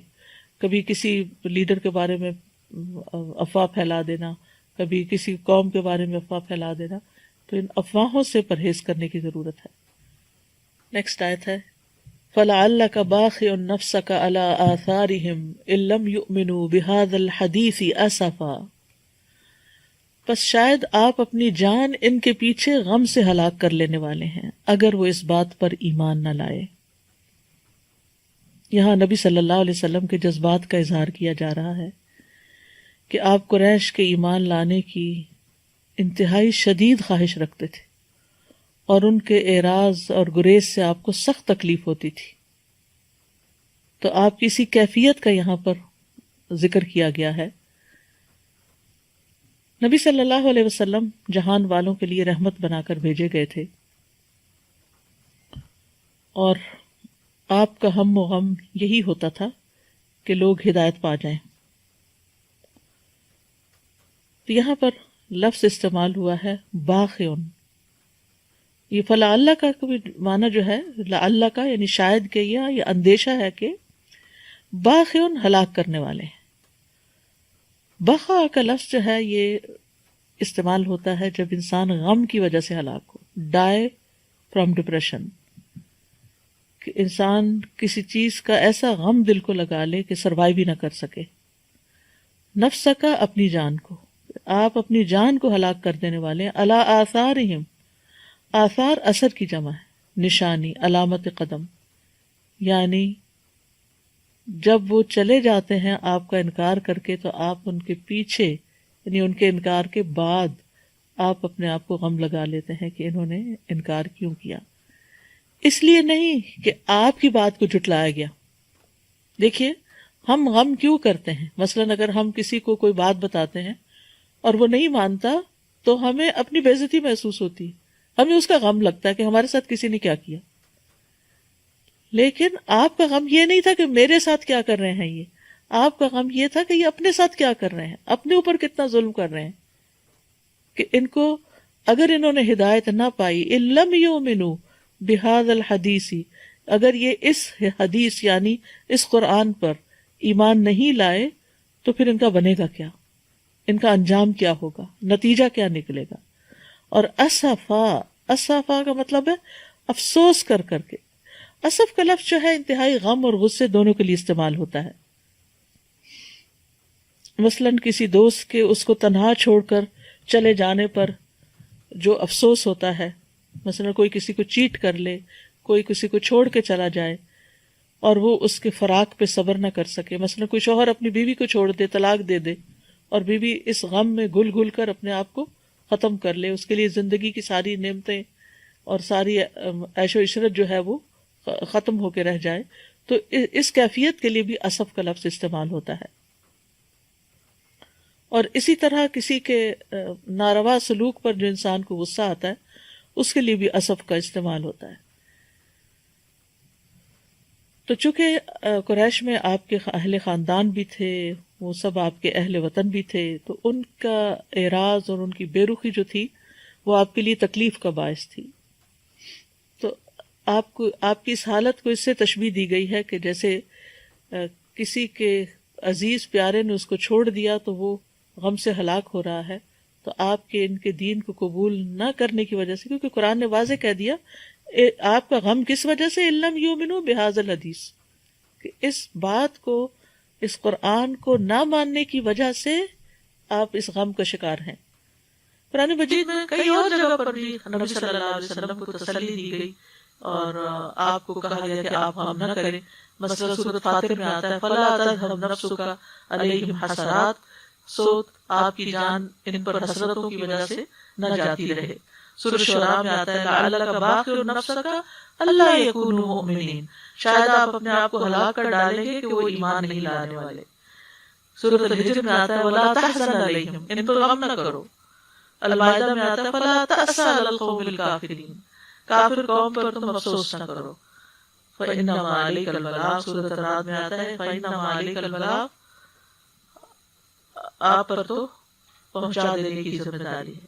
یعنی لوگوں کا جو رسپانس تھا اس پر آپ ڈسہارٹ ہو رہے تھے.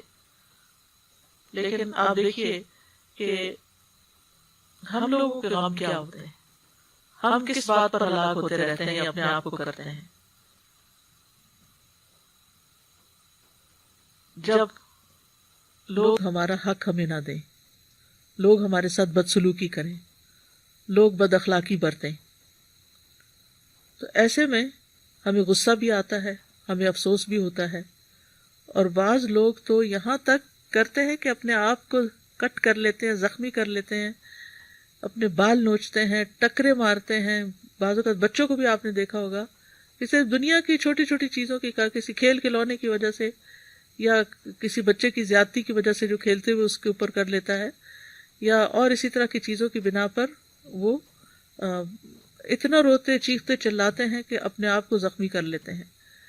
اسی طرح بعض لوگ سوئسائڈ کر لیتے ہیں کہ بےزتی برداشت نہیں ہوئی یا ہماری بات کیوں نہیں مانی گئی. بعض محبتوں کے بڑے پیارے رشتے جو ہیں وہ چھوٹی چھوٹی باتوں پر ایک دوسرے سے ہمیشہ کے لیے جدا ہو جاتے ہیں کہ ہمیں ہمارے ساتھ وہ سلوک نہیں کیا گیا تھا جس کے ہم مستحق تھے. بعض ریلیشنز اس کی وجہ سے خراب ہو جاتے ہیں کہ مثلاً شادی کے دن ہمیں پوچھا نہیں گیا، فلاں موقع پر ہمارے ساتھ ایسا سلوک نہیں کیا گیا. یعنی اگر دیکھا جائے تو لوگوں کے جو غم ہیں وہ بالکل مختلف ہیں، لیکن اسی طرح غصہ بھی کہ لوگ میری بات نہیں سنتے. آپ کوئی دعویٰ کا کام کریں، تعلیم کا کام کریں، شاگرد توجہ نہ دیں، سیریس نہ ہوں تو آپ غصہ کرنے لگتے ہیں. تو یہاں پر نبی صلی اللہ علیہ وسلم کا اخلاق اور مقام پھر اسی لیے بڑا ہے کہ آپ کا غم اور غصہ کسی اور وجہ سے تھا. ہم دیکھتے ہیں کہ ایون پیغمبروں کے اندر بھی بعض اوقات جب وہ بہت زیادہ اپنی قوم سے مایوس ہو گئے تو ان کے اندر بھی افسوس کی وجہ سے پھر انہوں نے اپنی قوم کے لیے بد دعا بھی کی. جیسے نوح علیہ السلام نے اپنی قوم کے لیے جب بالکل ہی دیکھا کہ کوئی اصلاح کی صورت ہے ہی نہیں اور ایک کے بعد ایک جنریشن بگڑتی چلی جا رہی ہے، تو انہوں نے بھی دعا کی. پھر اسی طرح موسیٰ علیہ السلام جب تو کوہ طور سے واپس آئے تھے اور ان کے پیچھے بنی اسرائیل نے بچڑے کو معبود بنا لیا تھا تو غضبان اسفا کا لفظ آتا ہے کہ بہت غضبناک اور غم کی حالت میں واپس آئے اور اپنی قوم کے ساتھ جو کیا اور اپنے بھائی کے ساتھ کیا وہ واقعہ ہم سب کو معلوم ہے.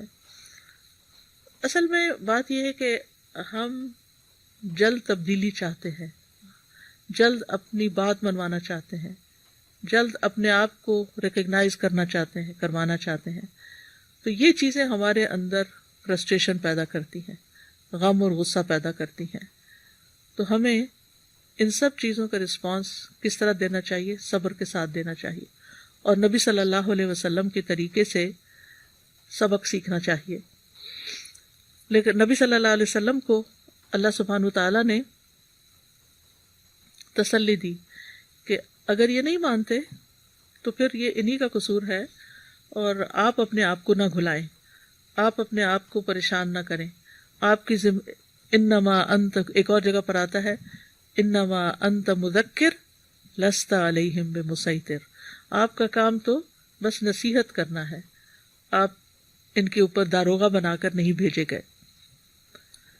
یہاں ایک اور چیز کا بھی ہمیں جائزہ لینا چاہیے اور وہ یہ کہ کیا ہمارے دل میں بھی انسانیت کا ایسا غم ہے، ایسا دکھ ہے کہ لوگ اللہ کی اطاعت کیوں نہیں کرتے، اللہ کی عبادت کیوں نہیں کرتے.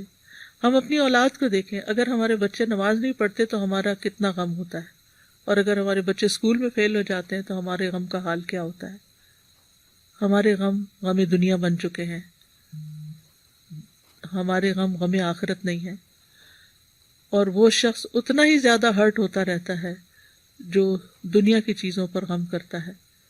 اور جب انسان کا غم آخرت کا غم ہو جاتا ہے تو پھر اس پر اجر بھی ہے، اور اگر انسان کسی نتیجے کو نہیں بھی پہنچتا، اس کی زندگی میں کوئی نتیجہ سامنے نہیں بھی آتا، تو بھی اس کے لیے ایک تسلی ہوتی ہے کہ ہدایت دینے والا اللہ ہے. اگر آج ہمارے بچے سیدھے راستے پر نہیں اور ہم اپنا کنسرن شو کرتے رہیں، ہدایت کی بات کرتے رہیں، تو ایک دن اللہ تعالیٰ ان کو بھی ہدایت دے گا، کیونکہ ہمارے ہاتھ میں نہیں ہے نا. انک لا تہدی من احببت، آپ اس کو ہدایت نہیں دے سکتے جس سے آپ محبت کرتے ہیں. اسی طرح موسیٰ علیہ السلام نے بھی اعتراف کیا تھا کہ رب انی لا املک الا نفسی و اخی، کہ اے اللہ میں اپنے اور آپ پر اور اپنے بھائی کے سوا کسی پہ اختیار نہیں رکھتا. تو بات یہ ہے کہ اللہ کی مخلوق کو اللہ کی طرف دعوت دینے کے لیے جو بھی شخص تبلیغ کر رہا ہو اس کو اپنی طرف سے ساری کوشش کرنی چاہیے، چاہے اپنے گھر کے اندر ہو چاہے باہر ہو، لیکن ایسا غم اور افسوس نہیں لگنا چاہیے. یعنی غم ہونا چاہیے، دکھ ہونا چاہیے جب لوگ دین کی طرف نہ آئیں، لیکن ایسا نہیں ہونا چاہیے کہ جو انسان کو خود ہلاک کر دے. یعنی اس میں بھی بیلنس کی ضرورت ہے. نہ تو انسان بالکل بے پرواہ ہو جائے اور نہ انسان اپنے جان کو ہلاک کر لے. افسوس ہو لیکن ایک حد کے اندر ہو، وہ آپ کا ایک کنسرن ہو، وہ آپ کی ایک ہمدردی ہو، وہ آپ کی ایک خیرخواہی ہو، اور وہ سب اخلاص کے ساتھ ہو. جتنا اخلاص زیادہ ہوتا ہے اتنا ہی انسان کے لیے ایسی چیزوں پر قابو پانا آسان ہو جاتا ہے.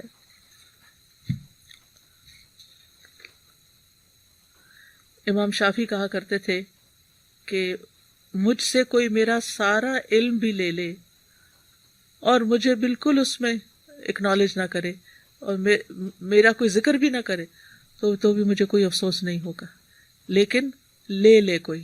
یعنی بعض اوقات ایسا ہوتا ہے نا کہ کوئی کتاب لکھتا ہے تو کاپی رائٹ کر لیتا ہے، یا کوئی لیکچرز ہوتے ہیں یا کچھ، یا یہ کہ ان کے اوپر کوئی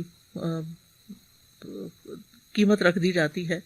لیکن اب اسی وجہ سے آپ دیکھیں کہ اللہ سبحانہ وتعالیٰ نے ان لوگوں کو یہ عزت کیوں عطا کی. امام شافعی جو ہیں ان کا نام ہی سنتے ہیں یا ان کے کام کو دیکھتے ہیں تو دل محبت سے اور عزت اور تعظیم سے بھر جاتا ہے، کیونکہ ان کے اندر اخلاص تھا. انہوں نے اس لیے کام نہیں کیا کہ ان کا نام بلند ہو. امام مالک کے بارے میں ہم دیکھتے ہیں کہ جب بہت سے لوگ موطا لکھنا شروع ہو گئے تو انہوں نے کہا کہ ما کان للہ بقیہ، کہ جو کام اللہ کے لیے ہوگا وہ باقی رہ جائے گا. یعنی اس بات سے گھبرایا ہی نہیں کہ اور کتنے لوگ کیا کیا لکھ رہے ہیں، کیا کر رہے ہیں. وہ کہا کرتے تھے جو علم میں نے 40 سال میں جو کتاب لکھی ہے تم اسے 40 دنوں میں پڑھنا چاہتے ہو. تو حقیقت یہ ہے کہ اخلاص کے ساتھ اور صبر کے ساتھ اور استقامت کے ساتھ انسان نیکی کے کام میں اور خصوصاً دعویٰ کے کام میں آگے بڑھتا رہے تو اللہ سبحانہ وتعالیٰ برکت ڈالے گا. اور اگر دنیا میں کوئی نتیجہ نہیں بھی نکلتا تو قیامت کے دن انسان سرخرو ہو جائے گا کہ یا رب میرے اوپر امتی ہونے کی حیثیت سے جو ذمہ داری تھی لوگوں کو خیر کی طرف بلانے کی، لوگوں کو امر بالمعروف کرنے کی، نہی عن المنکر کرنے کی، وہ میں نے اپنی حیثیت کے مطابق کر دی. سپردم بتو مایہ خیشرا، تو جانی حساب کم و بیشرا، تمہیں دانی حساب کم و بیشرا، کہ میں اپنا حقیر سا سرمایہ تیری خدمت میں پیش کرتا ہوں. سپردم بتو مایہ خیشرا، اور باقی کم و بیشی کا حساب تو جانتا ہے. کہ انسان اپنی کوششوں کو کبھی بڑا نہ سمجھے، جو بھی کرے، کیونکہ حقیقت میں اگر آپ دیکھیں تو سمندر میں قطرے کے برابر بھی ہماری کوششیں نہیں ہیں کہ جتنی ضرورت ہے اس وقت دنیا میں لوگوں تک خیر پہنچانے کی. اس وقت لوگوں کے دل کتنے نرم ہیں، لوگ اللہ کی بات سننا بھی چاہتے ہیں، اللہ کی طرف آنا بھی چاہتے ہیں، لیکن ان کو راستہ نہیں مل رہا، ان کی کوئی صحیح رہنمائی کرنے والا نہیں. تو کوئی ان کو ڈرا رہا ہے، کوئی ان کو خوف زدہ کر رہا ہے. تو ضرورت اس بات کی ہے کہ ایسے وقت میں لوگوں کو اللہ کی طرف رجوع کرنے کی دعوت دی جائے اور پیار اور محبت سے سکھایا جائے. اور اگر ہر شخص جو قرآن سے متعلق ہے، جو پڑھتا اور پڑھاتا ہے، جس پر اللہ کی رحمت ہے اور جو اس پر عمل بھی کر رہا ہے، اسے جو اس سارے یعنی اس عمل کے بعد جو کچھ اس کو حاصل ہے، جو اللہ سبحانہ و تعالیٰ کی طرف سے اس پر رحمت ہے، اس میں اوروں کو بھی شریک کرے. پھر فرمایا انا جعلنا ما علی الارض زینۃ لها لنبلوہم ایہم احسن عملا، بے شک ہم نے زمین پر جو کچھ ہے اس کے لیے زینت بنایا ہے تاکہ ہم انہیں آزمائیں کہ ان میں سے کون بہتر عمل کرنے والا ہے یا کون عمل میں بہتر ہے. تو اللہ سبحانہ وتعالیٰ نے دنیا میں جو کچھ پیدا کیا، چاہے انسان ہیں یا حیوان ہیں یا نباتات ہیں یا جمادات ہیں، یہ کیا ہیں؟ زینت ہیں، دنیا کی رونق ہیں، دنیا کی خوبصورتی کی چیزیں ہیں. یعنی اللہ تعالیٰ نے یہ زمین پہ انسانوں کے لیے جو کچھ پیدا کیا اس کو مختلف طریقے سے خوبصورت بنا دیا. بہترین کھانے پینے کی چیزیں، بہترین مشروبات، بہترین ملبوسات، درخت، نہریں، کھیت، باغات، خوبصورت منظر اور بہترین خوبصورت پرندوں کی بہترین خوبصورت آوازیں، خوبصورت چہرے، سونا چاندی، مختلف جانور، مال مویشی، یہ ساری چیزیں دنیا کی زینت ہیں، دنیا کی رونق ہیں۔ کس لیے بنائی ہیں؟ یعنی چاہے قدرتی اشیاء ہیں یا انسانوں نے بنائی ہیں، یہ سب ایک خوبصورتی کی چیز ہے، لیکن یہ خوبصورتی کس لیے؟ لِنَبْلُوَهُمْ، تاکہ ہم ان سب کو آزما کر دیکھیں۔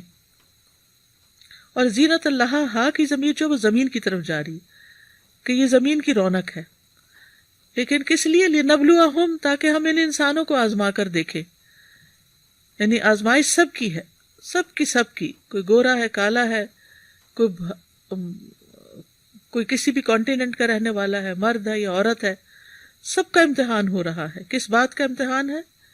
ایہم احسن عملا، کہ ان میں عمل میں کون اچھا ہے۔ یہاں فعل نہیں کہا گیا، عمل کہا گیا۔ فعل جو ہوتا ہے نا، ایکشن، وہ جوارح کے ساتھ ہوتا ہے۔ ایکشن کیا ہوتا ہے؟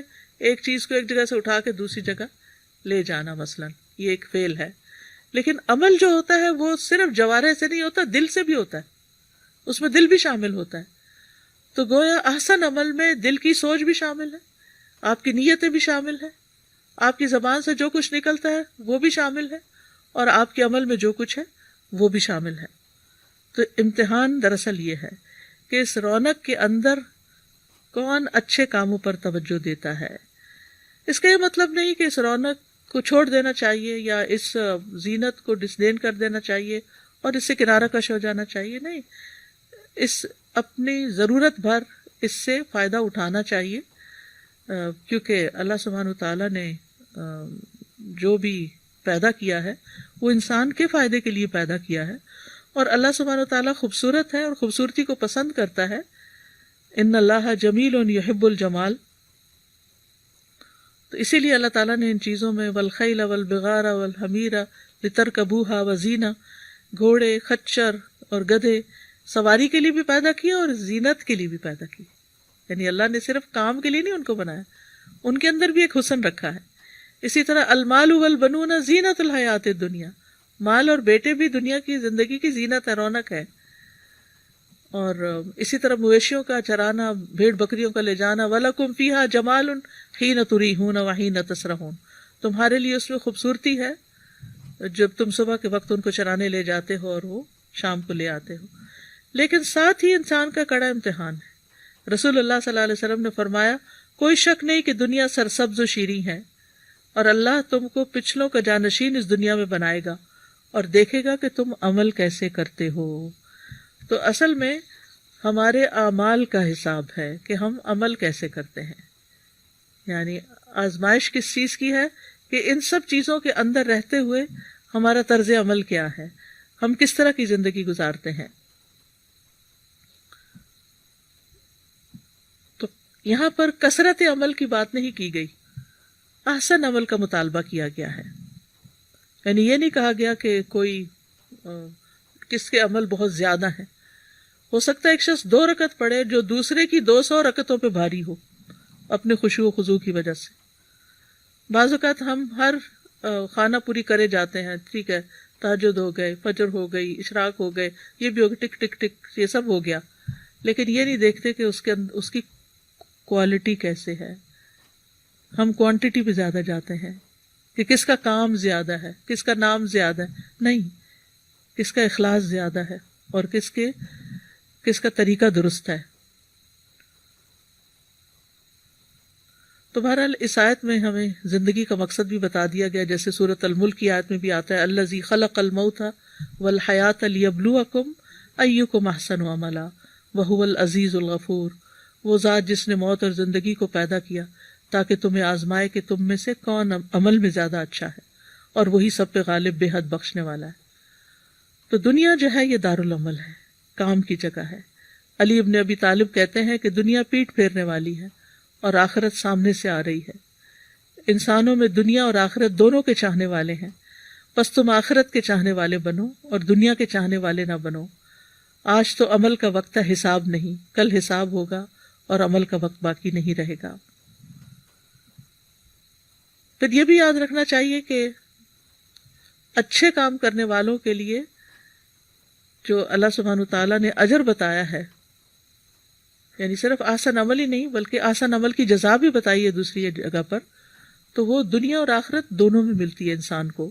سورۃ النحل میں اللہ تعالیٰ فرماتے ہیں للذین احسنوا فی ہذہ الدنیا حسنہ ولدار الآخرۃ خیر ولنعم دار المتقین. ان لوگوں کے لیے جنہوں نے بھلائی کی اس دنیا میں بڑی بھلائی ہے، اور آخرت کا گھر تو کہیں بہتر ہے، اور یقیناً وہ ڈرنے والوں کا اچھا گھر ہے. یعنی اگر انسان احسن عمل کرتا ہے تو نہ صرف یہ کہ اس کی آخرت کا فائدہ ہے بلکہ دنیا میں بھی فائدہ ہے. بہترین لوگوں کی صفات یہ بتائی گئی ہیں. نبی صلی اللہ علیہ وسلم نے فرمایا کیا میں تمہیں یہ نہ بتاؤں کہ تم میں سب سے بہتر کون ہے؟ صحابہ نے عرض کیا جی یا رسول اللہ صلی اللہ علیہ وسلم. آپ نے فرمایا تم میں سب سے بہتر لوگ وہ ہیں جن کی عمر طویل ہو اور عمل بہترین ہو. اور اسی طرح ہمارے لیے ہر کام کو احسن طریقے سے کرنا لازم کیا گیا. حدیث میں آتا ہے ان اللہ کتب الاحسان علی کل شیء، کہ اللہ نے ہر کام احسن طریقے سے کرنا ضروری قرار دیا ہے، اور ہمیں اپنے پورے اسلام کو احسن بنانا چاہیے. رسول اللہ صلی اللہ علیہ وسلم نے فرمایا تم میں سے کوئی شخص جب اپنے اسلام کو احسن بنا لے تو ہر نیک کام جو وہ کرتا ہے اس کے عوض 10 سے لے کر 700 گنا تک نیکیاں لکھی جاتی ہیں، اور ہر برا کام جو وہ کرتا ہے تو اتنا ہی لکھا جاتا ہے. لیکن اس کی شرط کیا ہے؟ اپنے اسلام کو خوبصورت بنانا. وَإِنَّا لَجَاعِلُونَ مَا عَلَيْهَا سَعِيدًا جُرُزًا، اور بلا شبہ جو کچھ اس پر ہے ہم اسے ضرور ایک چٹیل میدان بنا دینے والے ہیں. تو مطلب کیا ہے کہ اس دنیا سے دھوکہ نہ کھاؤ، یہ ہمیشہ کی جگہ نہیں ہے، یہ جلد ختم بھی ہو جائے گی. اس میں زینت ہے، اس میں لذتیں ہیں، لیکن ایک دن ایسا آئے گا کہ اس زمین پر جو بھی انسان، حیوان، نباتات، پہاڑ، درخت، سب کچھ ختم کر کے سعیداً جرزا، خالی میدان بنا دیا جائے گا. سعید کہتے ہیں میدان کو، اور جرزا کہتے ہیں خالی کو، بنجر، چٹیل. اور عارضی طور پر ہم یہ سارے منظر دیکھتے ہیں جب موسم بدلتے ہیں کہ کس طرح خزاں آتی ہے تو سارے پتے پھول پھل جھڑ جاتے ہیں، اور پھر دوبارہ اللہ تعالیٰ اس کو زندہ کر دیتے ہیں. اسی طرح اللہ تعالیٰ دنیا کے خاتمے کے بعد آخرت میں انسان کو اور جو اس کے متعلقات ہیں سب کو دوبارہ بنا دے گا. وَإِنَّا لَجَاعِلُونَ مَا عَلَيْهَا سَعِيدًا جُرُزًا. تو ہمیں یہ آیت دنیا کی حقیقت کو سمجھاتی ہے، اور اسی طرح بہار اور خزاں بھی ہمیں دنیا کی حقیقت سمجھاتی ہے. تو یہاں پر بھی نبی صلی اللہ علیہ وسلم کو تسلی دی گئی ہے ایک طرح سے کہ آپ پریشان نہ ہوں، غم نہ کریں.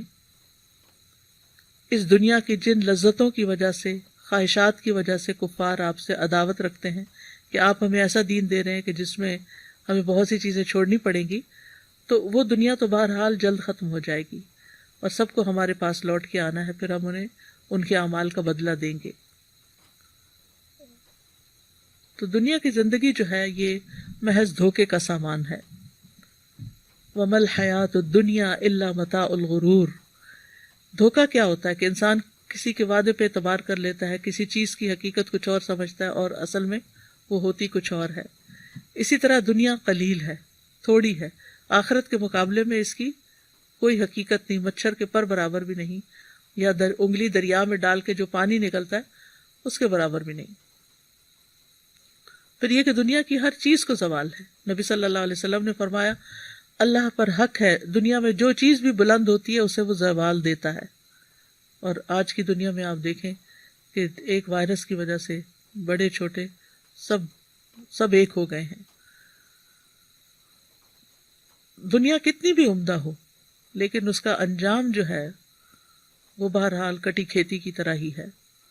سورۃ یونس میں اللہ تعالیٰ فرماتے ہیں دنیا کی زندگی کی مثال تو ایسے ہے جیسے ہم نے آسمان سے پانی برسایا، جس سے زمین کی نباتات خوب گھنی ہو گئی، جس سے انسان بھی کھاتے ہیں اور چوپائے بھی، حتیٰ کہ زمین اپنی بہار پر آ گئی اور خوشنما معلوم ہونے لگی، اور کھیتی کے مالکوں کو یقین ہو گیا کہ وہ اس پیداوار سے فائدے اٹھانے پہ قادر ہیں.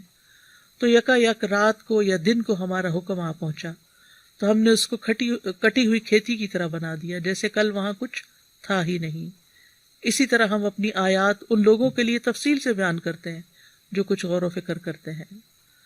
تو یاد رکھیے دنیا کے مقابلے میں آخرت بہتر ہے، وہ باقی رہنے والی ہے۔ والآخرۃ خیر لمن اتقی، اور دوسری جگہ آتا ہے والآخرۃ خیر وابقی۔ دنیا عارضی مقام ہے اور آخرت ہمیشہ کا گھر ہے، اور وہی دار القرار ہے جس میں جا کے انسان کو صحیح ٹھکانہ ملے گا۔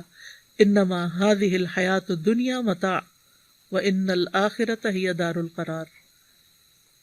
یہ دنیا کی زندگی تو معمولی فائدے کے سوا کچھ نہیں، اور یقیناً آخرت ہی رہنے کا گھر ہے۔ تو حقیقت یہ ہے کہ وہاں جو خوشی میں خوشحالی میں جیا وہی اصل میں کامیاب رہا۔ تو اللہ تعالیٰ سے دعا ہے کہ وہ ہمیں اس صورت کو صحیح طور پر سمجھنے کی توفیق عطا فرمائے، اور ہمارے عمل کو اپنی پسند کے مطابق کر لے، اور ہمارے اوپر جو مصیبت آئی ہوئی ہے اللہ سبحانہ وتعالیٰ سب بیماروں کو صحت عطا فرمائے۔ پورے گلوب پر جو بھی اس وائرس سے متاثر ہے اللہ تعالیٰ سب کی حفاظت کرے، ان کو صحت اور زندگی عطا کرے، اور جو صحت مند ہیں اللہ تعالیٰ ان کو عافیت میں رکھے اور ہر طرح سے بچائے، اور یہ تکلیف جلد دور فرمائے تاکہ ہم اپنے کاموں کو صحیح طور پر لوٹ سکیں۔ وآخر دعوانا ان الحمد للہ رب العالمین۔